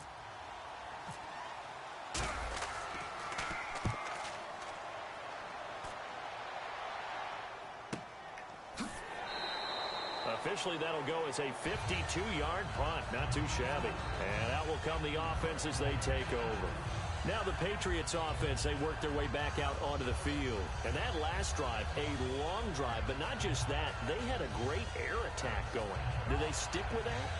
I would think that they would, because if they were confident enough to do it on the last drive, starting backed up in their own territory, why would you change anything? They've got to be confident about what they're presenting and continue to do so. Yeah, because the secondary, they really look clueless. And that was amazing because that drive went and went, no adjustments, and no big plays by the defense to knock the ball away. It's Everson Griffin who made the tackle. But they certainly got dented with that first down run. So now they've got to be back on their heels a little bit as a defense.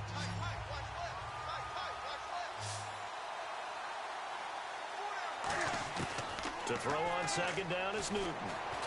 Being chased out left. And he'll slide down to avoid the contact. It's a gain of 11 yards that time, and it produces a new set of downs. First down and 10 now for the offensive group. So an instance there of Cam being Cam. We know he can use his legs. And with that big body, it's hard to get him down, even if you get a clear shot on him. Plus, he moves it a lot faster than what people think. And boy, does he have fun playing the game of football. Well, they went for the big play there, but that drop could really hurt their momentum. Offense still needing 10 yards. 2nd down.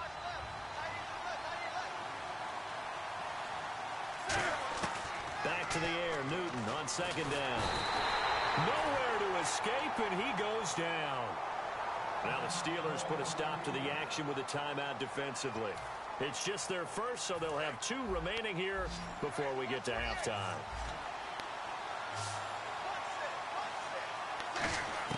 Throwing on 3rd down, Newton. Finding his safety valve here. That's complete. They'll get 11, but still a little short. 4th down. And how about the call here? They need 2 yards in their own territory on 4th down, and they're going to go for it. And how about the call here? They need 2 yards in their own territory on 4th down, and they're going to go for it. They are going to go for it. It's Newton. And Davis has it over the middle.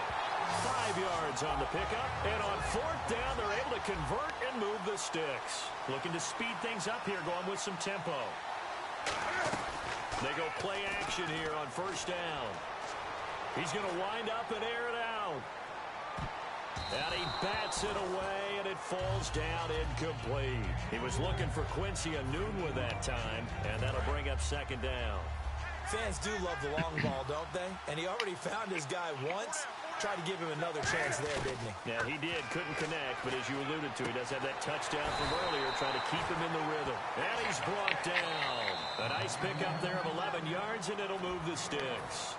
Now, whistles come in. We're going to get a timeout here by the offense. And with halftime on the horizon, they'll be out of timeouts from here forward.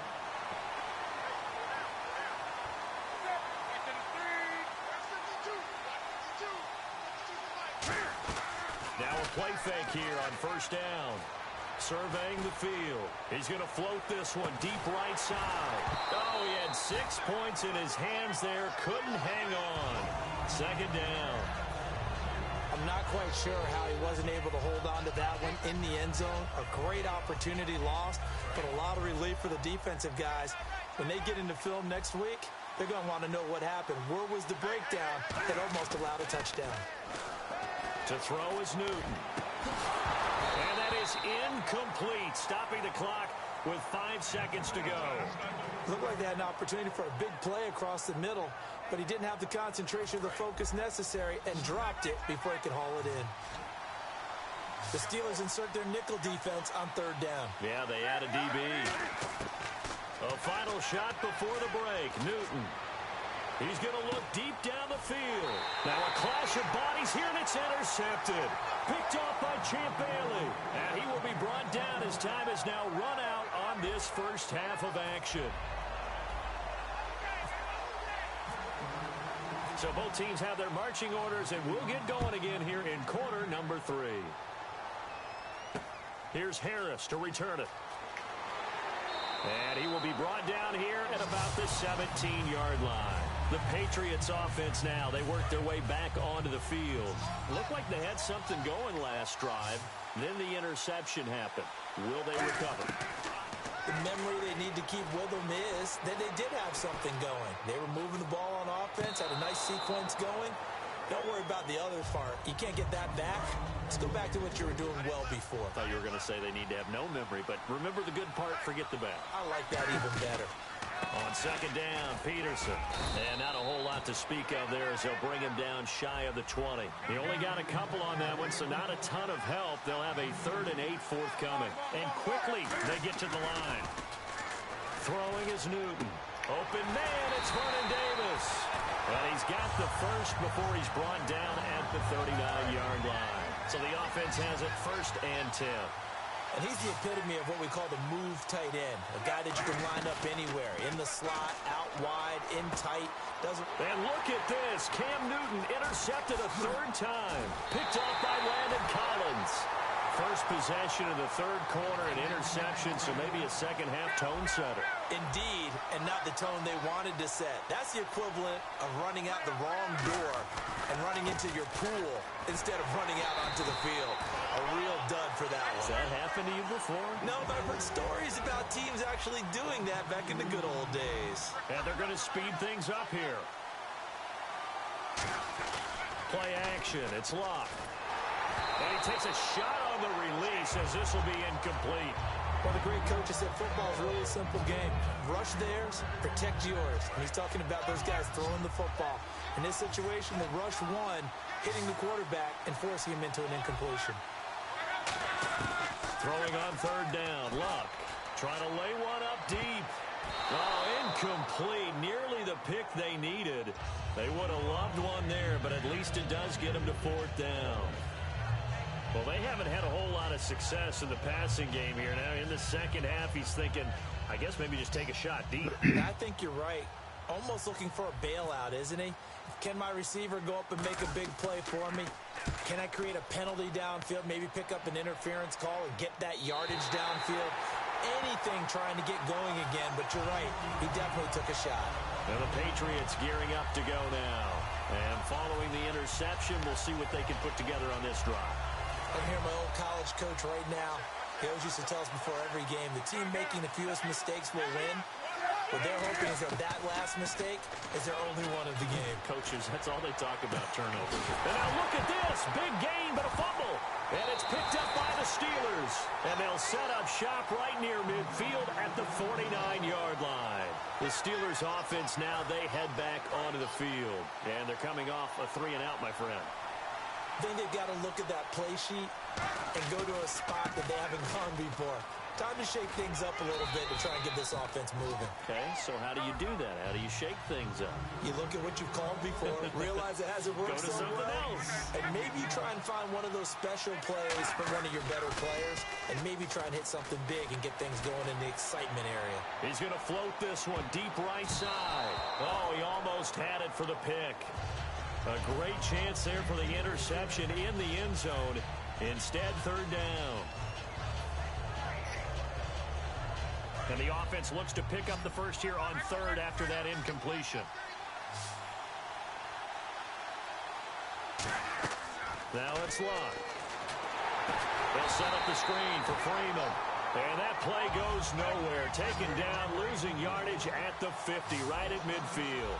Well, you can see what they wanted to do. They wanted to set up the screen there, but it got blown up. It's hard to run that play if you're not getting a lot of pressure at the quarterback because the space doesn't open up. They were able to read that one and slow it down and stop it before they could get a first down. Out comes the New England offense to see what they can do this time. And a fumble last time. Ball security. Talk about it all the time in the National Football League. They've got to be better at it on this drive. Don't you think that when every team gets together for the first time, I don't care if it's OTAs, mini camps, first day of camp in the regular season, ball security comes up about what, the second sentence of the coach's address? And those are so many drills focus on that. All the time, and they do drills. And he's going to be sacked. They sack him back right at the midfield stripe. And on third down, a nickel formation here defensively. And that's the second sack of the game, but this player, disruptive in all phases, whether he's going upfield, coming underneath, you name it. He's a big-time guy you have to block. He's going to flip one out here to his running back.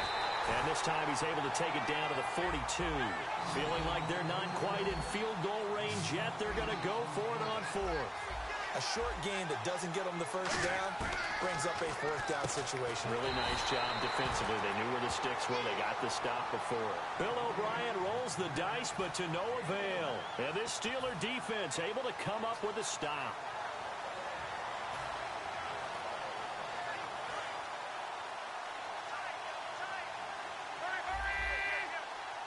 They come out here in the eye. The drive will start with a carry by Devontae Freeman. And the play goes nowhere. Losing yardage back near the 40 at the 39. And now it looks like they're going to be in the hurry-up. There's so many things that go into playing the position of linebacker. Some of them are actually subtle. Doing the drill work that you do all the time in practice and carrying it over to the game. Get rid of blockers and get to the ball carrier and knock him down for a loss. So there on that play, offensively, they ran the crossing route. Defense was in zone coverage. So as a former DB, how tough is it to defend that? It's really difficult because your natural inclination is to chase the receiver and maybe leave your zone. So you have to have discipline in order to talk to your other coverage guys and let him know that that receiver's crossing from your zone to the next zone. He's coming your way. Make sure you have him. And then when the ball is actually thrown, secure the tackle. When they're moving on crossing routes, if you miss a tackle, it usually results in a big play. Back now in Pittsburgh. It's been a very hotly contested game to this point. Just a field goal separating these two teams as we get set for the fourth quarter.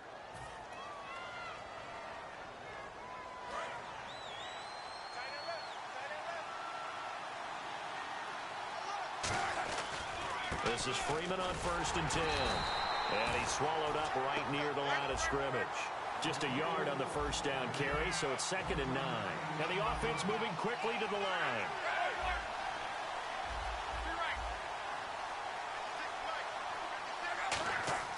Here's Luck now on second down. He sets to fire deep. And both guys were there, but it falls incomplete. On every offensive coordinator, every play caller sheet, they have about 5 or 6 plays per game that they call shot plays or big plays, and you don't get many opportunities to dial them up, and they just did, and they drop it with a great chance to make a big play. That's going to hurt. They need to get to the 29 if they want to pick up a first here on third down. From the gun on third down, Luck. He's going to let it go again. Got his man. It's caught for a Steelers touchdown. Steve Smith, 38 yards. And the Steelers are going to add on to their lead. It's good to make it 17-7.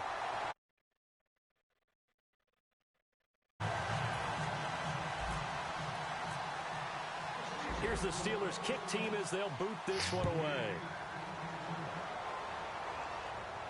This is fielded a couple yards deep. And the decision to come out is going to cost him 5 yards with a new rule as he's taken down right at the 20-yard line. So the Patriots coming out now. And last time out, went for it on fourth down, turned it over, gave him great field position, turned it to 6 points, so they've got to recover here, Charles. It's amazing what one decision can do in the chain of events, right? The decision to go for it on fourth down. Caused all of that. It caused every bit of it, but it showed confidence. Hey, I've got confidence in you guys. Go pick it up for them. Didn't happen. Also showed confidence in the defense. They didn't pick up their end of the bargain, so now they've got to come back out and start over and rebuild that confidence. And he'll push this forward only to about the 42-yard line. Give him a couple on the carry there, 2nd and 8.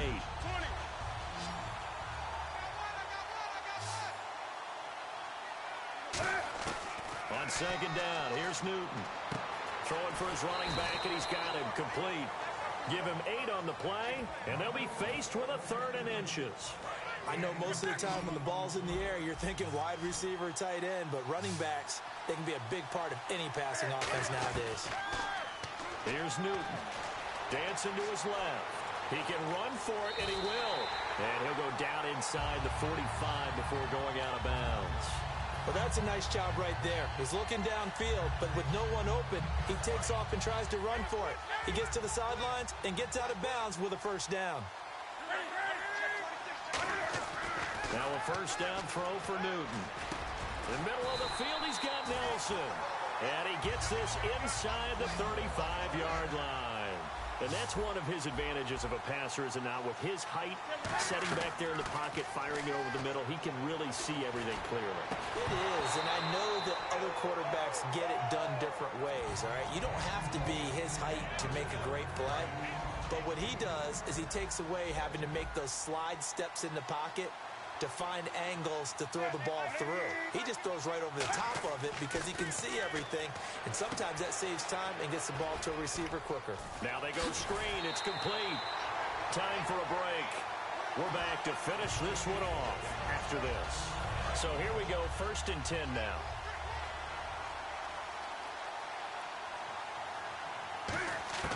Now it's Newton. And he is out of bounds, getting it down to the 10. A gain of 6 there on first. He had time, was able to survey the field and find a soft spot in that zone coverage. And that's where it gets difficult for a defender, Brandon. You go to your spots on the field that you have to cover, and when the offense finds an area that you're not in, that's where they throw the football.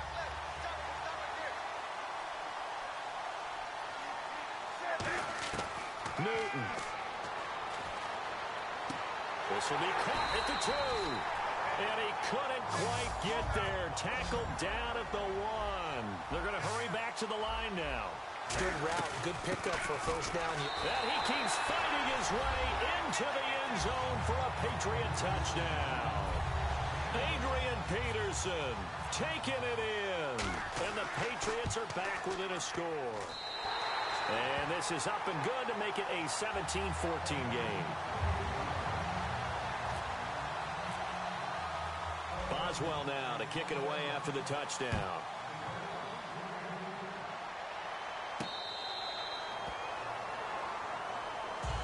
The Steelers offense now, they get ready to head back on the field. They've got the lead by 3, late stages of the game.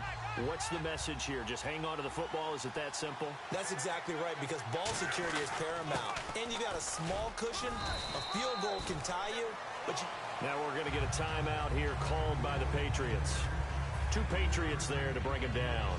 It's just their first. They've got 2 more to use here in the final stages.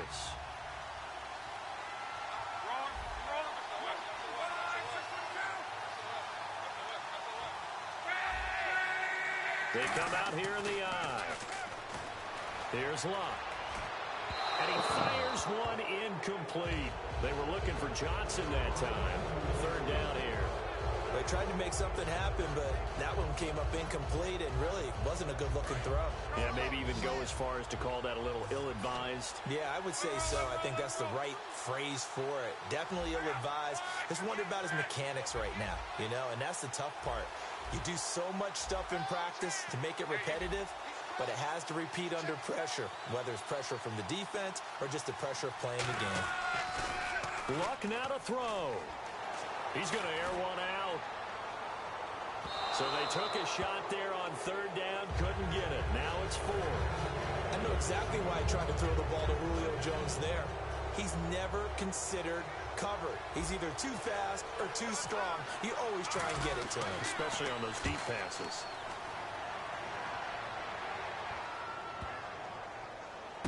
This is taken at the 15.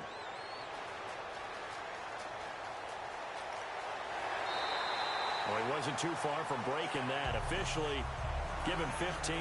And possession will switch hands, 1st and 10. Now the Patriot offense set to take over again. They're only in need of a field goal, a decent amount of time on the clock. So tell me if I'm wrong. You don't have to be too panicked here. No, not at all. I agree with you. And this is where your preparation and your confidence comes into play. They've worked on these situations. They practice this all the time. They practice it all the time. They know what they want to get done. And in a lot of cases, the great competitors, they love this situation. They think they can go ahead and get it done. They practiced it. We'll see if practice makes perfect. He's back to throw. Escaping the pressure right. It'll be a gain of 8 yards, and it's a 2nd down. Okay, he's not going to get the 1st down, but this is still a nice job of buying some time and then running to get to the sideline and get out of bounds and avoid the big hit. Back to throw. He finds Hearns left side. Give him 10 yards on that one, and that'll earn him a fresh set of downs. That's what they need right now. Get the 1st down, get out of bounds, stop the clock. Just playing smart football, understanding the situation, making the plays necessary, and making sure that clock stops at every opportunity. A crusher there as it's intercepted. Picked off by Bud Dupree. And a big turnover there as his guys will get the football back. The Steelers offense now, they get ready to head back on the field. They have the 3-point lead. Defense did their job. Now, late game, although it looks...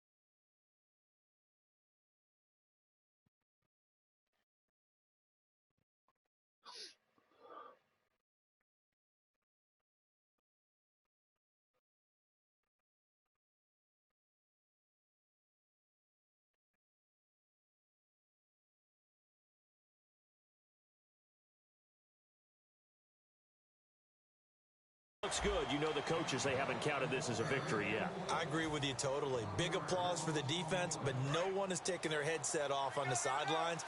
They don't believe this game is over. The offense has to close this one out by taking care of the football. They'll try to close it out now.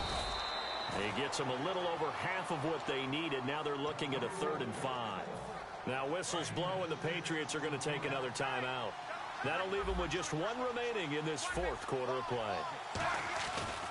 On 3rd down, Devontae Freeman. And not a whole lot doing there, as he'll get it up to about the 28-yard line. And a timeout here. Timeout taken, whistles blown. Timeout taken by the receiving team.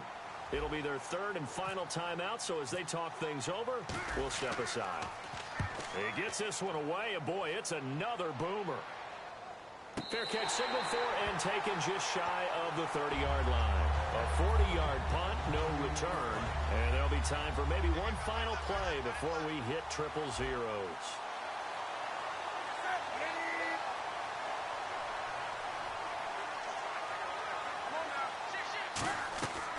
One last throw here for Newton. Now a desperation throw deep downfield. And it's incomplete. So their final drive comes up empty.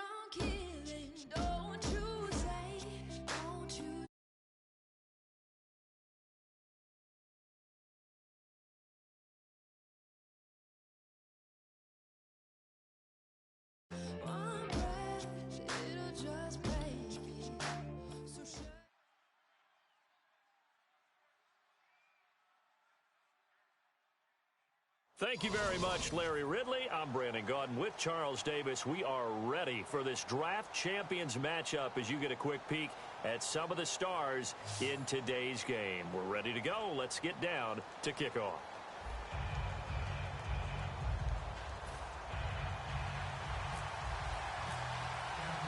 Two teams here amped and ready for football, and off we go in week 2 of draft champions. This is taken at his 4. And a pretty good return here. He'll be stopped just shy of the 25 at the 24-yard line.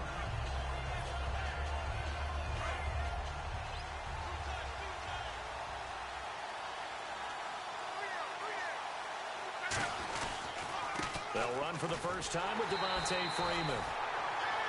And this one goes nowhere. Losing yardage back at the 22. The evaluation process in today's NFL does not take into account as much bulk as it does speed. And that's what we're seeing with the linebacker position.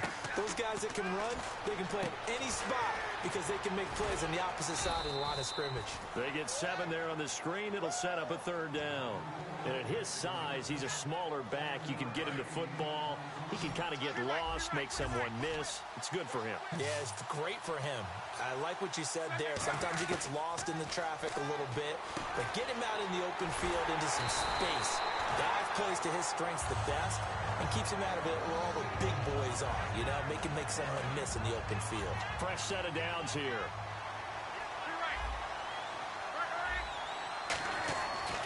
It's a give to Freeman running right.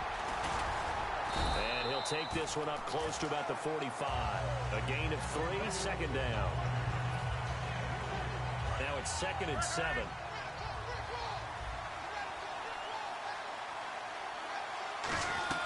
Freeman again. And he's got some space here. And he'll get it down to the 47 here. 8 yards on the pickup there, and it moves the sticks. That's a good, nice, crisp run for a 1st down. I wonder if the defense might have been loosened up a little bit, maybe anticipating a pass instead of the run that they got. Now a 1st down throw. Luck. On the left side, it's McDonald. A good pickup there. 8 yards on the 1st down completion. Partner, it's a lot of fun watching the NFL now, isn't it? Because when the big fella runs routes, it used to be when we were kids, he'd run about 3 different routes, and that was it. Now he can run anything and catch the ball, as we just saw there. And he'll lose yardage here, back at the 41. It'll be a loss of a yard, and that'll lead here to a 3rd down. Well, on that play, the expression, don't blink, you might miss something, certainly applied. That was fast. Defense diagnosed the play, and it was over in a heartbeat. To throw is Locke.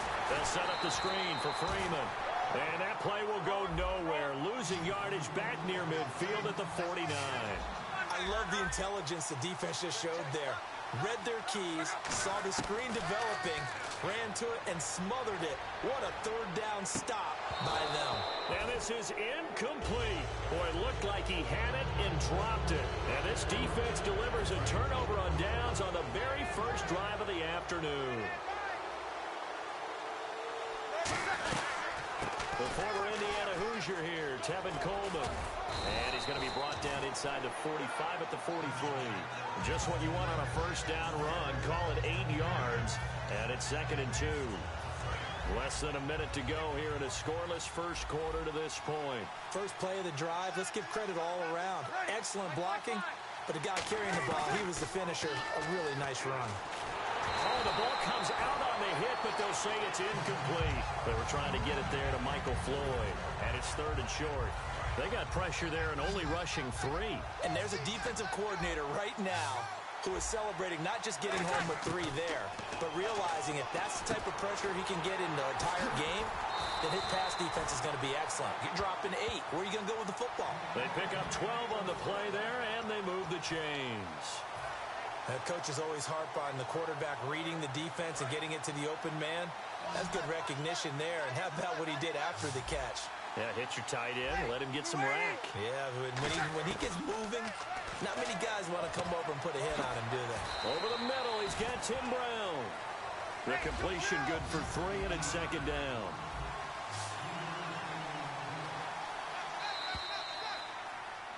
Back now with Charles Davis. I'm Brandon Gaudin. It's the Bucs in possession of the football as we begin the second quarter. They face a 2nd and 7 to start things out.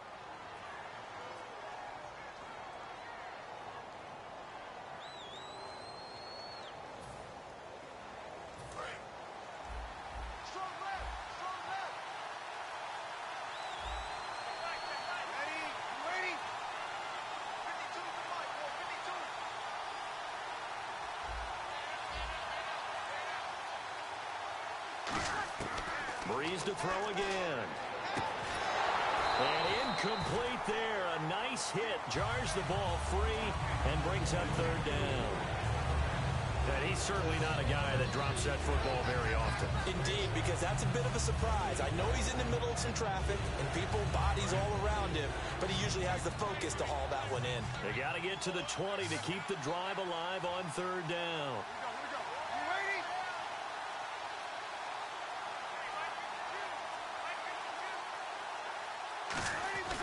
Now Breeze on 3rd down.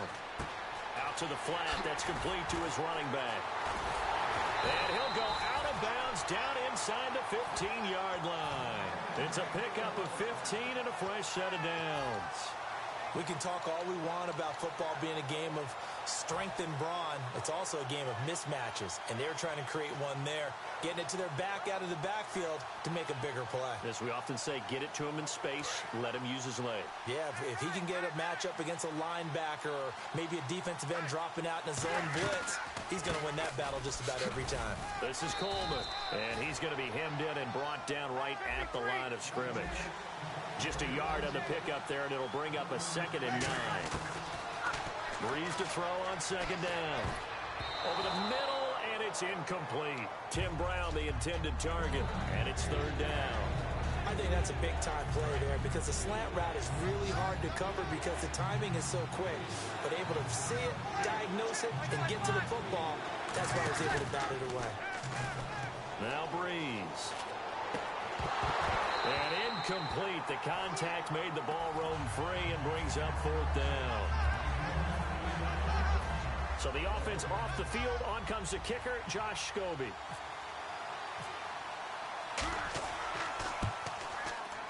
And Scobie's kick is good. And the Bucs take a 3-0 lead.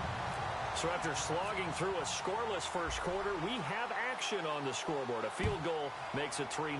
Well, with these two offenses, we weren't going to stay 0-0 forever, were we? I'm not sure that this opens the floodgates, but I doubt that's the last scoring we're going to see. And Pittsburgh getting set to take the field. And on that last drive, went for it on 4th, turned it over. A good job by their defense, though. They held them to 3, but this offense, they've got to be a little bit better, a little bit more careful here.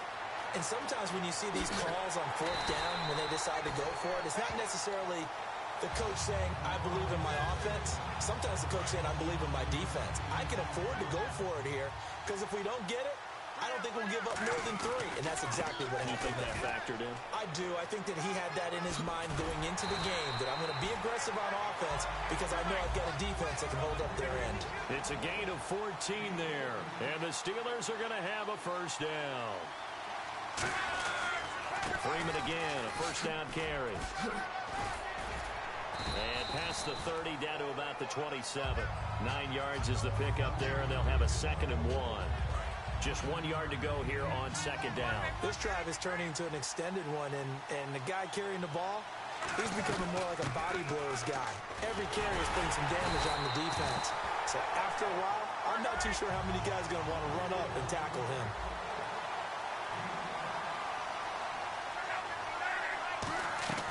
They go play action here on 1st down. And he's going to take it in for a Steeler touchdown. Julio Jones, a 22-yard touchdown grab. And the Steelers have taken the lead. As a former DB, you might not like to see that, but from a wide receiver's perspective, those are the plays they dream of. Correct on both counts, all right? Because once he took off, I mean, let's face it, that should have been done in Big Sky country. Aren't any speed limits out there?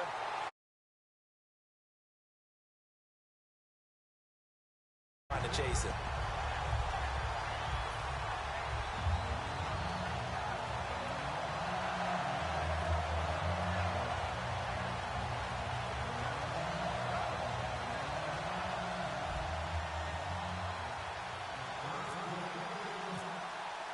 Here's the Steelers' kick team as they'll boot this one away.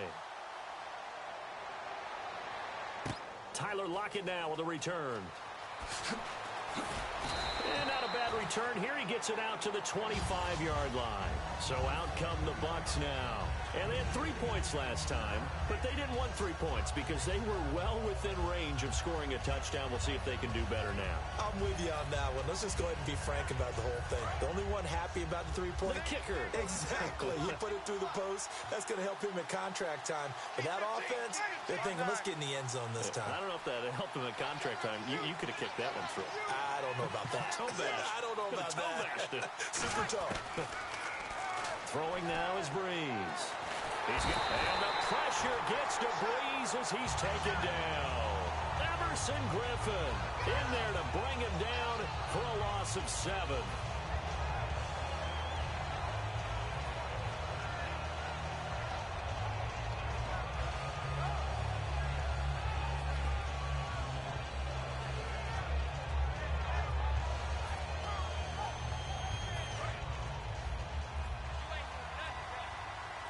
One receiver left, 3 to the right. On second down, here's Breeze. On the screen, this is Coleman. And they'll get him down here at the 23. Give him 5 on the screen play, and that'll set up a 3rd down. So now a 3rd and 12 with an extra defender here in the secondary, a nickel look. Everyone's got to be able to catch the football. Doesn't matter what position you play. Now hold everything here. We're going to get a timeout by the offense. It's just their first, so they'll have 2 remaining here before we get to halftime.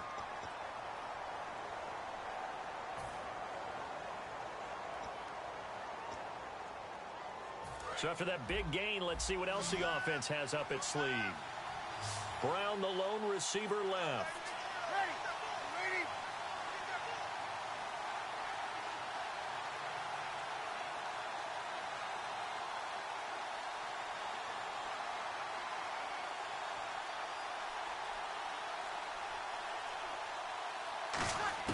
On 1st and 10, here's Breeze.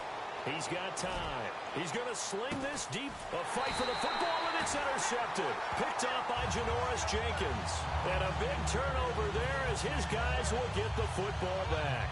And Pittsburgh getting set to take the field. And we'll see how this is played. Offensively, they got the lead. Not a whole lot of time left. What do you think, Charles? Well, it's tempting to try and add to your lead, but a mistake there, that could change things in a big way. I say go ahead, take the knee, get on out for the half.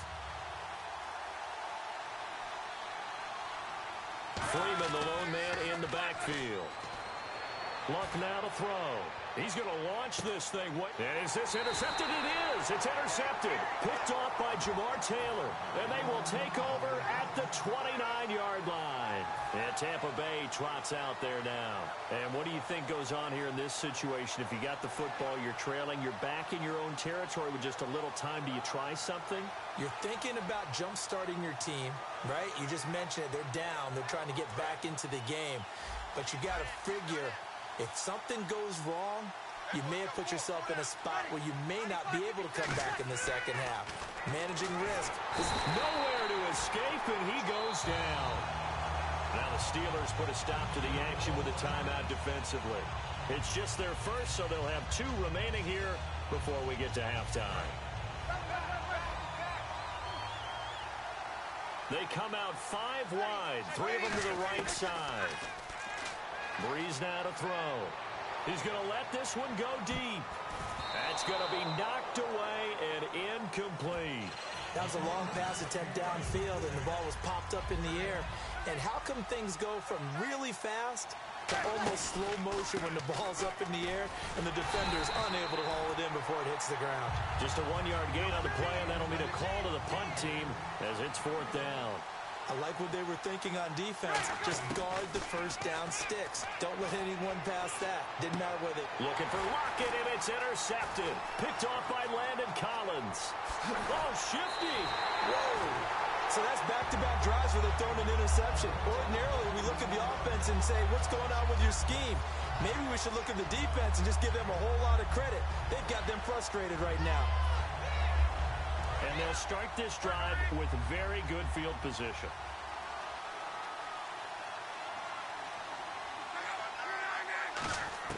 After the interception, it's Love. Looking for Jones, and it's intercepted. Picked off by Jaleel Adai. And his guys have got it back at the closing stages of the first half.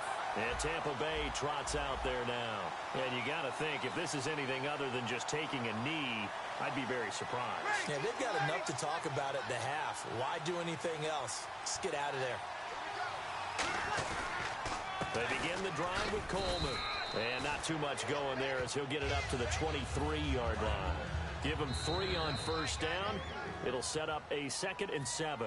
Now whistles come in. We're going to get a timeout here by the offense.